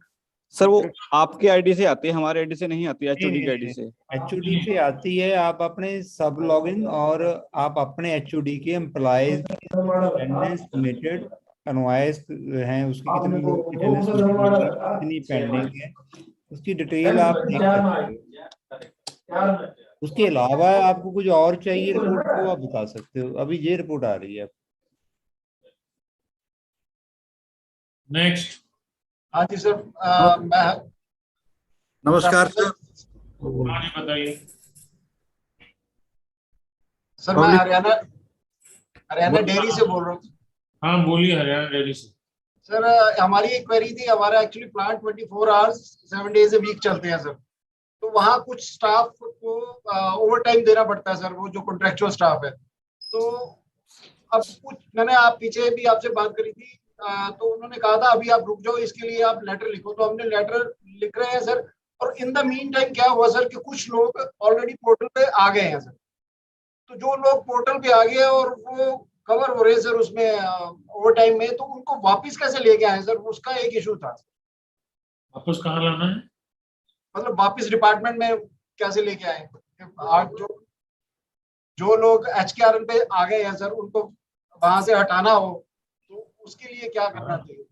आप टर्मिनेट कर दो उनको, टर्मिनेट करके वापस ले लें अपने पास सर। वो आपकी मर्जी है, हमारे यहाँ से टर्मिनेट करने का ऑप्शन आपको दे रखा हूँ। ठीक है सर, और उसके लिए ओवर टाइम के लिए सर हम आपको लेटर लिख रहे हैं, उसके लिए जरूर सर सोचिएगा, क्योंकि हमारे डिपार्टमेंट में बहुत ज्यादा दिक्कत है और ओवर टाइम चाहिए ही चाहिए सर हमारे। ओके ठीक है, थैंक यू सर। नमस्कार सर। हाँ नमस्कार जी, बताइए सर। मैं Mahendra Sharma sir, public relation department Haryana से सर, लाइजन ऑफिसर कम DDO सर। एक तो हमारे 22 डेजिग्नेशन है सर, वो जॉब रोल के हिसाब से कहीं भी फिट नहीं हो रहे सर। अच्छा, तो उनके लिए नए डेजिग्नेशन क्रिएट करवाने पड़ेंगे सर। हाँ वो सबसे पहले मैंने यही बात बताई, आप शायद उस समय थे नहीं। पहला मैंने जो क्वेश्चन आंसर दिया था, बिना पूछे ही आंसर दे दिया था जी सर। कि ये जो नए जॉब रोल क्रिएट करना है, जो 3 जून का नोटिफिकेशन है, अगर उसमें नहीं आता है किसी का, तो वो उस लिस्ट को ध्यान से पढ़िए। उस लिस्ट में अपना जो भी जॉब रोल आपका आता है वो उसमें क्रिएट कीजिए, ऑनलाइन भी कीजिए और हमें चिट्ठी भी लिख दीजिए। ऑनलाइन पोर्टल पे कीजिए और उसमें अपना जो भी डेजिग्नेशन और जो भी क्वालिफिकेशन है सब भर भूर दीजिए, और उसके बाद वो हमारे सबमिट कीजिए। फिर तब तक हो सकता है पॉलिसी आ जाए। पॉलिसी में ये डिसीजन हुआ है, होने वाला है कि निगम और बोर्ड ऑफ डायरेक्टर जो चीफ सेक्रेटरी हेड करते हैं वो उसको अप्रूव कर देंगे, तो फिर वो हम ऐड कर देंगे। Right sir. एक हार्टोन के एम्प्लॉइज डालने हैं सर, अभी ये न्यूज आई थी, ये पार्ट 2 वाले और हार्टोन के नहीं डालेंगे? नहीं अभी पता नहीं न्यूज, जब तक ये तो पॉलिसी मैटर है, मैंने बता दिया पॉलिसी 2-4 दिन में आ जाएगी आपके पास, देख लेना। ये और नई जॉब रोल सर पोर्टल पे डिस्प्ले नहीं हो रही सर, ये दिखने। नई जॉब रोल में आपको मैंने वही कहा ना, आप लोग लेट में ज्वाइन करते हो, फिर बार बार क्वेश्चन पूछते हो वही वाले। मैंने पहले ही बता दिया कि बेसिकली नए जॉब रोल का नोटिफिकेशन 3 जून का, उसको ध्यान से पढ़िए। उसमें लिखा हुआ है कि इंडेंटिंग डिपार्टमेंट उसके, क्योंकि उन्होंने बहुत जनरलाइज्ड बनाया है कि relevant qualification, BA graduate oblique diploma oblique degree in relevant qualification. अब रेलेवेंट क्वालिफिकेशन HKRN को नहीं पता होगा कि फिशरी विभाग को अगर BSc फिशरी चाहिए या BSc बायोलॉजी चाहिए, जूलॉजी चाहिए, बॉटनी चाहिए, तो हमें नहीं पता चलता है। तो आपके जैसे विभाग में मान लो कोई मीडिया का आदमी चाहिए, आपको डिप्लोमा इन मीडिया चाहिए कि क्या चाहिए, we don't know, we are not the domain expert. तो आपको ये उसमें ऑप्शन मिला हुआ है, तो उसी हिसाब से आपको जॉब रोल क्रिएट करते समय उस कैटेगराइज करके उसमें जॉब रोल क्रिएट कीजिए। अगर उनका नाम आया हुआ है तो भी, ये मैं बार बार रिपीट कर रहा हूँ, जो नाम ऑलरेडी उसमें आए हुए हैं, मेन लिस्ट में नहीं है, और जिसके आगे ये लिखा हुआ है कि relevant qualification, degree diploma relevant, वो कंसर्न डिपार्टमेंट बताएगा हमें, ऑनलाइन भी और ऑफलाइन भी। ठीक है सर, थैंक यू सर। और किसी का क्वेश्चन है? Good morning sir. Sir PWD BMR से कनिका बात कर रही हूँ। हाँ जी बताइए। सर हमारा इशू है कि हमने ना हमारे पास कुछ कैंडिडेट्स ऐसे हैं जिनकी डिप्लॉयमेंट लेटर इशू हो गया था अप्रैल में, बट हमने उनकी ज्वाइनिंग नहीं करवाई थी क्योंकि उस टाइमिंग्स पे SCTC क्लियर होना जरूरी था। अब नोटिफिकेशन आ गई है 3 जून को कि SCTC नहीं है मैंडेट, तो क्या हम उनको ज्वाइन करवा सकते हैं एक साथ 22 से? फिर कब से ज्वाइन कराना है आपको उनको? तो फिर 30/6/22 तक तो वैसे ही नोटिफिकेशन आई है ना, तो एक साथ 22 से हम ज्वाइनिंग करवा सकते हैं उनकी? आपको देखिए ऐसा है, उनका ऑफर लेटर तो अब इनवैलिड हो गया होगा, क्योंकि वो 15 दिन या कुछ ऐसा होता है, उसके लिए होता है। हाँ जी हाँ जी हाँ जी। तो आप इसके लिए हमें लेटर भेज दो, वी विल सी कि हम इसमें या पोर्टल पे प्रोविजन करेंगे कि इसका रीवैलिडेट हो जाए या फिर जो है नया ऑफर लेटर जाए। ठीक है सर, ठीक है, thank you sir. I think we have covered most of the question. Sir एक तो था जो 2690 एम्प्लॉय आईडी वाला, जो जिसका पे प्रोटेक्शन का इशू था। है, आप हो लाइन पे अभी? नहीं, वो चला गया होगा। हेलो गौरव सर। हाँ जी हाँ, आपने सर अभी आपने क्या हुआ है ना, पे प्रोटेक्शन में आपने डिपार्टमेंट, वहाँ ऑप्शन आती है एक तो डेजिग्नेशन लेवल चेंज करने की, राइट? आपने वो चेंज कर दिया, पर नीचे आती है do you want to pay protect as per department, like उसकी डिपार्टमेंट उसकी पे प्रोटेक्शन करना चाहता है, he is getting earlier higher salary, वो आपने नहीं भरा, आपने नो किया है, डिपार्टमेंट उसकी पे प्रोटेक्ट नहीं करना चाहता है पोर्टल पे, उसी को साइन कराया है, उसी को अपलोड कराया है। ओके सर, तो सर अभी इसका क्या करेक्शन हो सकता है इसमें कुछ? निगम एक रेट देता है, वो आपने शो किया हुआ है, वही उसको मिल रहा है। हमने आपसे पूछा do you want to pay protect him, आपने बोला नो, तो आगे ऑप्शन ही नहीं खुली, फिर बंद हो गया। जब आप खुद ही नो कर रहे हो उसका कह रहे हो नहीं जी हमने कर रखा है। सर जो हमने हार्ड पेपर अटैच किए हुए हैं, नहीं केवल हार्ड से नहीं चलता ना, टेक्नोलॉजी की तो इसीलिए इस्तेमाल हो रही है इतनी, गलत करोगे तो फिर मैं गलती की तो जो है मतलब वो होगा ही प्रॉब्लम। तो सर अब इसका करेक्शन है कुछ? अभी नहीं है, यही मिलता रहेगा इसको। तुम लोगों ने गलती की है इसके लिए, तो ये जाने और तुम जानो। ओके सर, बट कितनी बार हम करेक्शन का मौका दें, प्रॉब्लम ये है ना, how many times. Hello Gaurav sir. हाँ जी गौरव सर कौन है? जी बताइए सर। अभी आपने कहा कि वो जो रिपोर्ट्स है अवेलेबल है एचओडी की आईडी पे, बट ऐसी कोई भी रिपोर्ट नहीं आ रही मेरी आईडी पे, तो शो कर रही टेक्निकल एजुकेशन डिपार्टमेंट से। आप वहां जाइए, नॉइस एंड अटेंडेंस वाले ऑप्शन पे जाइए। गया सर। उसके नीचे तीसरा थर्ड और फोर्थ लिंक आएगा आपको, वहां लिखा गया अटेंडेंस अनवाइस एंड अटेंडेंस रिपोर्ट। नहीं आ रही सर। आपके लॉगिन पे नहीं दिख रही है? नहीं सर। अगर लॉगिन आईडी बता दो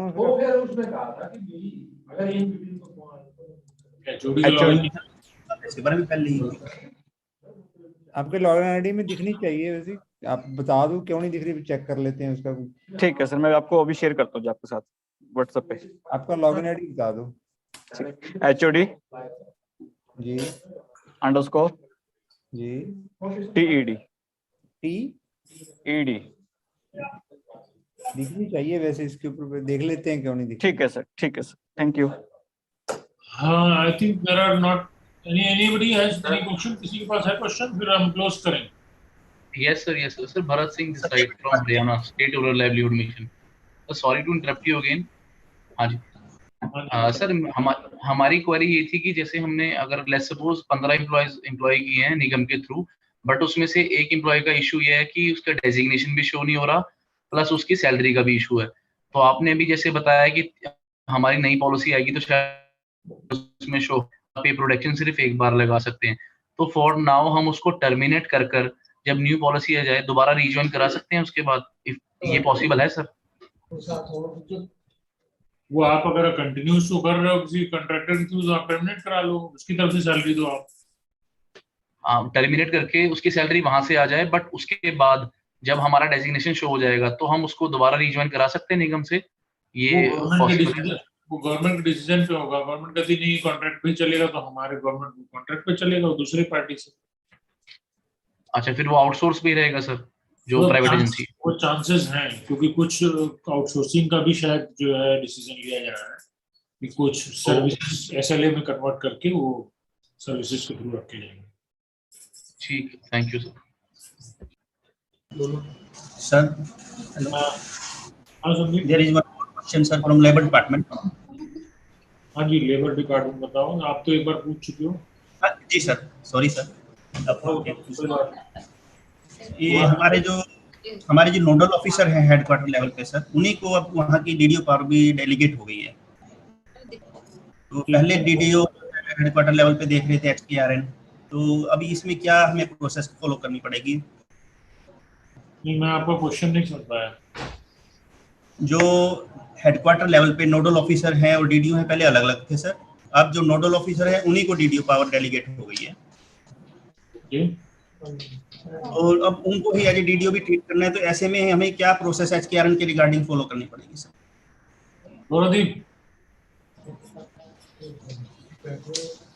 गौरव, आर यू देयर? तो बेसिकली आपका डीडीओ बदल गया है ना? जी जी। अब वीडियो बदलने को, प्रोफाइल बदलने को अभी इन्होंने शायद बताया भी है गौरव ने। जी जी सर, आपने वीडियो चेंज करना है तो कोई प्रॉब्लम नहीं है। आप वहाँ पे ना चेंज पासवर्ड की एक ऑप्शन आती है, जब चेंज पासवर्ड करते हो वहाँ प्रोफाइल अपडेट करने की ऑप्शन आएगी। उसके बाद पुराने वाले डीडीओ के मोबाइल नंबर पे ओटीपी जाएगा, राइट? ओटीपी आपको शेयर करना पड़ेगा इसके ऊपर, जो कंफर्म करते हो आप प्रोफाइल अपडेट कर सकते हो। आप नया डीडीओ पेई कोड डालकर अपना नया प्रोफाइल बना सकते हो। सर एक क्वेश्चन है इसमें, जो एचओडी का पेई कोड है वो सेम पेई कोड क्या डीडीओ वाले पे अपडेट हो जाएगा? क्योंकि जो मेरा एचओडी वाला पेई कोड है वो ऑलरेडी एचओडी लॉगिन पे मैप्ड है। तो जैसे कि अकाउंट ऑफिसर पहले हमारे डीडीओ थे यहाँ के, तो उनका पेई कोड डला हुआ है। तो जो नोडल ऑफिसर है आपने अपना पेई कोड कैसे बनाया हुआ है? मतलब कि रीजन क्या है ना, one DDO can have charge of multiple officers, वो अपना पेई कोड मल्टीपल जगह यूज कर सकता है, कोई प्रॉब्लम नहीं है ये चीज की। पेई कोड मैंडेटरी है। बट सर एक चीज पूछना था, जो यहाँ का लोकल हमारा डीडीओ है, नोडल ऑफिसर वाला सेम पेई कोड में चेंज पासवर्ड में जाऊंगा तो वो अपडेट हो जाएगा?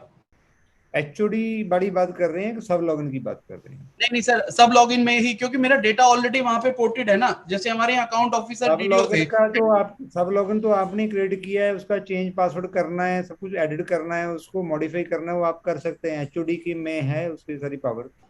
सर मैं वो नहीं पूछ रहा हूँ, मैं वो तो मुझे पता है, वो चीज वहां से एडिट हो जाएगी। मैं ये पूछ रहा हूँ एचओडी में हमारे जॉइंट डायरेक्टर का पेई कोड मैप्ड है और वही पेई कोड आप सब लॉगिन में डालना चाह रहे हैं? हाँ जी, मैं ये क्वेश्चन पूछ रहा हूँ, क्या वो अपडेट हो जाएगा? सब लॉगिन पे इसलिए डालना चाह रहे हो आप, वो उनके पास डीडीओ पावर दोनों ऑफिस की। बिल्कुल, एग्जैक्टली ये क्वेश्चन है। हाँ जी, हाँ हो जाएगा। ठीक है सर, फिर तो प्रॉब्लम सॉल्व होगी। ठीक है, थैंक यू। नमस्कार सर, मैं स्टेट इलेक्शन कमीशन से हूँ। हाँ जी सर, हमारी एक रिक्वेजिशन थी ड्राइवर की पोस्ट के लिए, वो प्लीज कब तक डिप्लॉय हो सकता है sir?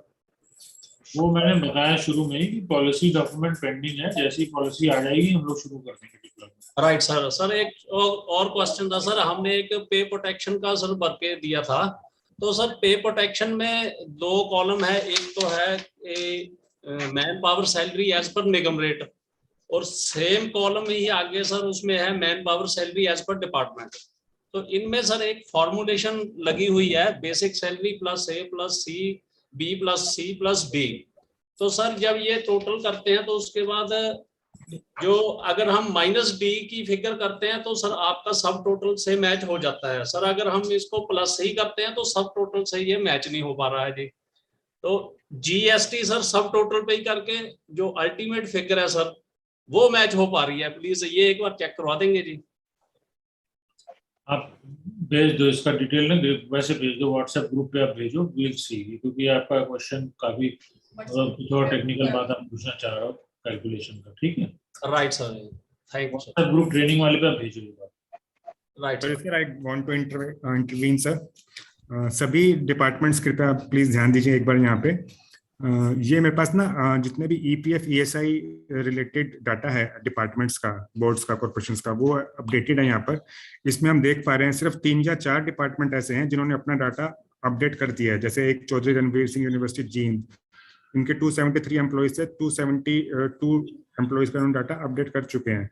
But most of the department जैसे कमिश्नर गुड़गांव है जिन्होंने एक भी डाटा अपडेट नहीं किया, ISB है डिस्ट्रिक्ट इन्फॉर्मेशन टेक्नोलॉजी भिवानी, एक भी डाटा अपडेट नहीं किया, EPFSI का कॉन्ट्रेक्चुअल एम्प्लॉइज का। तो ऐसे ही बहुत सारे हैं, जैसे हार्टोन ने अपने मैक्सिमम एम्प्लॉइज का कर दिया है, Haryana khadi and village industry board ने बिल्कुल कुछ भी अपडेट नहीं किया है, COF ने नहीं किया है, HVPNL ने 50% डाटा अपडेट किया है। पंडित लक्ष्मीचंद यूनिवर्सिटी ने एक भी डाटा अपडेट नहीं किया। तो जब तक ये डाटा अपडेट नहीं करेंगे हम उनका ईपीएफ ईएसआई ट्रांसफर नहीं कर पाएंगे उनके अकाउंट में। तो सभी डिपार्टमेंट्स प्लीज इस चीज का खास ध्यान रखें कि नेक्स्ट सैलरी से पहले उन्होंने अपने सभी कॉन्ट्रेक्चुअल एम्प्लॉइज का ईपीएफ और ईएसआई का डाटा पोर्टल पर जाके अपलोड जरूर करना है, तभी हम उनके खातों में अकाउंट्स में फर्दर डिसबर्समेंट कर पाएंगे। मेरे पास बहुत से 174 डिपार्टमेंट्स में से लगभग 30% भी नहीं है जिनका डाटा कंप्लीट है, सबके 0 पड़े हुए हैं यहाँ पर। तो ये सभी डिपार्टमेंट्स का ख्याल रखें कि नेक्स्ट अटेंडेंस सबमिट से करने से पहले ईपीएफ ईएसआई डाटा सभी का अपडेट होना चाहिए। ये एक कंप्लाइंस है, मैंडेटरी कंप्लाइंस है जो पूरा करना ही करना है। हेल्थ के 11,300 में से सिर्फ 7200 डाटा ही अपडेट कर पाए हैं वो। हेल्थ डिपार्टमेंट वाले भी ध्यान दें क्योंकि उनके 6000 का डाटा पेंडिंग पड़ा हुआ है, एक बहुत अच्छा लंबा चौड़ा डाटा है। काफी लोगों में गैप है, कुछ क्षेत्रीय यूनिवर्सिटी ने कुछ नहीं किया 653 के भी। स्टेट विजिलेंस ब्यूरो ने कुछ नहीं किया, काफी है। जैसे Gaurav, can this list be shared with the HOD report format? जी सर, इसकी एक्सेल बन जाती है, इसकी जी शेयर कर देंगे, वैसे शेयर करते भी होंगे दूसरे ग्रुप पे शायद। ग्रुप में मैं डाल रहा हूँ, कंटिन्यूसली डाल रहा हूँ ग्रुप में, बट जो स्पीड है वो बहुत स्लो है डाटा अपडेशन की। ठीक है सर। जो आपका लॉगिन आईडी थी ना एचओडी टी, वो अपनी रिपोर्ट चेक कर लो प्लीज, आ रही है नहीं आ रही? सर हाँ जी बताइए। डीडीपीओ रेवाड़ी। जी सर। सर मैं डीडीपीओ रेवाड़ी से हूँ और हमारे क्या हुआ है कि ब्लॉक के जो बंदे थे, 3 बंदे जो कॉन्ट्रेक्चुअल बेस पे लगे हुए थे, एचओडी वहां से हमारे डेवलपमेंट पंचायत डिपार्टमेंट ने हमारे वाले हेड में डाल दिया उनको। तो हमने उनको वहां से पोर्ट कर दिया क्योंकि वो यहाँ से पोर्ट नहीं हुए, उन्होंने उस टाइम नहीं करा। तो क्या हम उनको दोबारा उनके दूसरे हेड में डाल सकते हैं? हेड मतलब दूसरे हेड मतलब क्या हुआ? मीन सर हमारा डेवलपमेंट पंचायत का जो हेड है, मेन जो हेड है चंडीगढ़, उन्होंने हमें सब हेड में डाला डीडीपीओ के में, और उन्होंने बीडीओज के लेवल के जो हमारे अंडर 7 ब्लॉक आते हैं, ब्लॉक लेवल पे हेड बना रखे हैं। और जो ब्लॉक के बंदे थे वो डीडीपीओ के हेड में डाल दिए सर उन्होंने। अच्छा। हाँ, तो उनके डाटा हमने यहाँ से पोर्ट कर दिए, तो वहां से प्रेशर आया कि आप जल्दी पोर्ट करो, बट उनकी आप वो जो सैलरी वाला जो मेन है सर, उसमें इशू आएगा कि हम उनको बजट कहाँ से प्रोवाइड करवाएंगे। तो क्या उनको वापस ब्लॉक में हम यहाँ से कर सकते हैं या हमारे एचओडी कर देंगे उनको? वो आपके यहाँ से एचओडी के पास जाएगा और एचओडी दोबारा फिर से बीडीओस को देंगे। अच्छा सर, दूसरी प्रॉब्लम ये है कि यहाँ पे जो बंदे लगे हुए हैं उनका ईएसआई और ईपीएफ नहीं कट रहा है। जो पार्ट 2 में थे उनका नहीं कट रहा है, खाली उनको सैलरी यहाँ से पे की जाती थी। तो वो कट नहीं रहा है, that is a different thing. अब जब निगम के सभी एम्प्लॉइज का कटना है, ये है कि निगम के सभी एम्प्लॉइज का कटना है जिनका ईएसआई 21,000 रुपए से सैलरी है और जिनका ईपीएफ उनका सारों का, चाहे रिस्पेक्टिव सैलरी। जी। तो उसकी एक बेसिक इन्फॉर्मेशन मांगी हुई है, वो इन्फॉर्मेशन आप प्रोवाइड करो। जिनका नहीं है ईपीएफ ईएसआई उनका नंबर खुलवाएगा, निगम खुलवाएगा, जिनका है उनका ट्रांसफर कराएगा। जी सर, एक सेकंड पार्ट ये जो डिपार्टमेंट से सैलरी ले रहे हैं, ट्रेजरी से उनका बिल बन रहा था, उनको भी पोर्ट करना है एचकेआरएन में? हाँ, वो तो अब यही तो पॉलिसी डिसीजन है, वही मैं अभी कोई पूछ भी रहा था। ये आउटसोर्सिंग पार्ट 2 वाले हैं। जी सर। हाँ, तो आप अभी तो कर नहीं रहे होगा, 30/6 तक तो आपने किया नहीं होगा या कर दिया? नहीं सर, उनको पोर्ट तो कर दिया हमने, लेकिन उनकी सैलरी और अटेंडेंस अभी मतलब दी नहीं है। नहीं, वो तो ऑर्डर्स थे जिनका पोर्ट हो चुका। अगर हमारे देखिए जो हमारे रोल पे है उसकी सैलरी तो हमें मतलब आपको देनी ही पड़ेगी हमारे को। नहीं सर, पोर्ट तो कर दिया, उनके डाटा तो पोर्ट कर दिया, लेकिन उनकी ट्रेजरी से बिल बन रहा है, उनका डिपार्टमेंट बजट प्रोवाइड कर। हाँ जी। हमारे पोर्टल पे ज्वाइन किया कि नहीं पहले? कर लिया सर। तो फिर तो वो मेरे एम्प्लॉय हो गए ना। जी जी जी। जब मेरे एम्प्लॉय हो गए तो आप कैसे सैलरी दे सकते हो डायरेक्ट? नहीं दी है ना सर अभी उनको। तो आप हमारे थ्रू दोगे ना उनको, आप हमारे थ्रू दोगे। जो ट्रेजरी जो भी सिस्टम आपका रहा हो उसको छोड़ के अब आप हमारे थ्रू दोगे। जो मेरे एम्प्लॉय हैं वो मेरे थ्रू सैलरी जाएगी। जी सर। सर जैसे उन्होंने डिमांड की है, ज्ञापन दिया है कि हमें एचकेआरएन में नहीं जाना, कोर्ट में केस भी डाल दिया उन्होंने, उसकी कॉपी प्रोवाइड करवा रहे हैं, कह रहे हैं हमें क्यों प्रेसलाइज करा जा रहा है, हमें क्यों डाला जा रहा है। तो उनका ऑप्शन क्या होगा? नहीं, अगर उनको कोर्ट से स्टे मिल गया है, जैसे एक और को मिला हुआ जी सर। जी सर। आप स्टे आप देख लीजिए, अगर आया है आपके यहाँ तो you can terminate.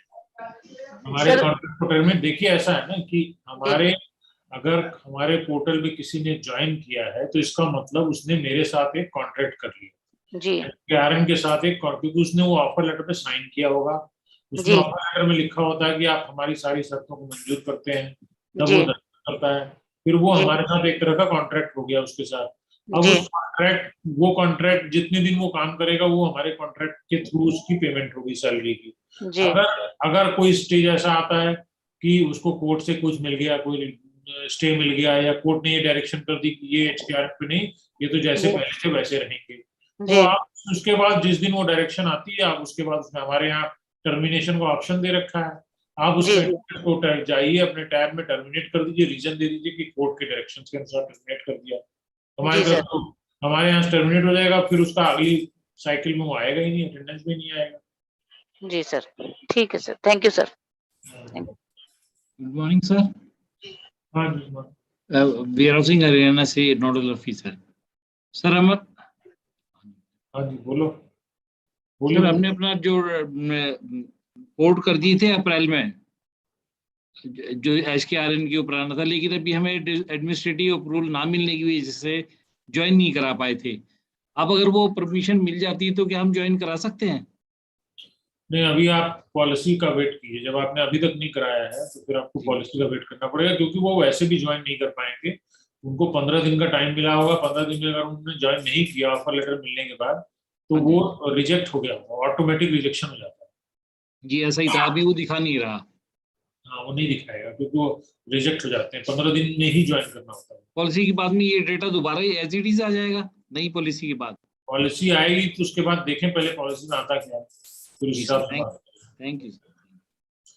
I think we had enough questions, ठीक है। ये दोबारा में अब तो काफी लोग चले गए होंगे, बट मेन मेरा जो कंसर्न था वो पेमेंट से रिलेटेड था।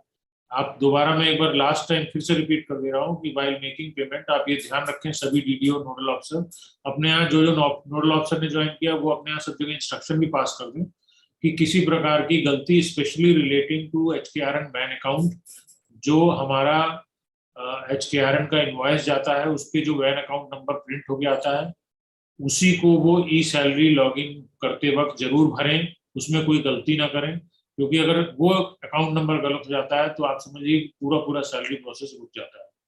दूसरा जो है, अगर ईपीएफ ईएसआई के जो डेटा अभी दिखाया भी है संदीप ने, काफी सारे डिस्क्रिप्शंस में मतलब लैक है, अभी डेटा कंप्लीट नहीं है, उसको तुरंत से तुरंत कंप्लीट कराएं, क्योंकि वो अदरवाइज पिनल प्रोविजंस लगेंगे, वो पेनल्टी भी सभी डीडीओ के पास ही वापस आएंगी, विभागों के पास, तो वो पेनल्टी न लगे, सरकार के ऊपर अतिरिक्त बोझ नहीं तो ये ऑडिट पैरा भी बनेगा कि आपने क्यों नहीं टाइमली अटेंडेंस रेज किया, क्यों नहीं पेमेंट टाइमली। तीसरा जो है कि टाइमली पेमेंट करने के लिए टाइमली अटेंडेंस, हम ये भी अगर प्रोविजन, अगर सभी ये तैयार हो जाएंगे तो हम ये भी प्रोविजन बना देंगे कि ऑटोमेटिक अटेंडेंस चली जाएगी। अगर 2 दिन 3 दिन के अंदर आप अटेंडेंस नहीं जारी करते हो अपलोड, तो हम ऑटोमेट कर देंगे उसमें कि वो जितने दिन वर्किंग डे है उतना अटेंडेंस लग के आ जाएगा आपके पास इनवॉइस, ताकि कल को ये भी नहीं होगा कि इनवॉइस नहीं आई है। तो बट आपको अटेंडेंस किसी 5 आदमी 2 आदमी का अटेंडेंस लगाने में 20 दिन नहीं लगना चाहिए, क्योंकि ये डिलेज भी इसी डिले की वजह से चीफ सेक्रेटरी ने खुद इंसिस्ट करके कहा कि इसमें पेनल्टी डालो सभी डीटीओस को, तो हमने पेनल्टी डलवा दी है।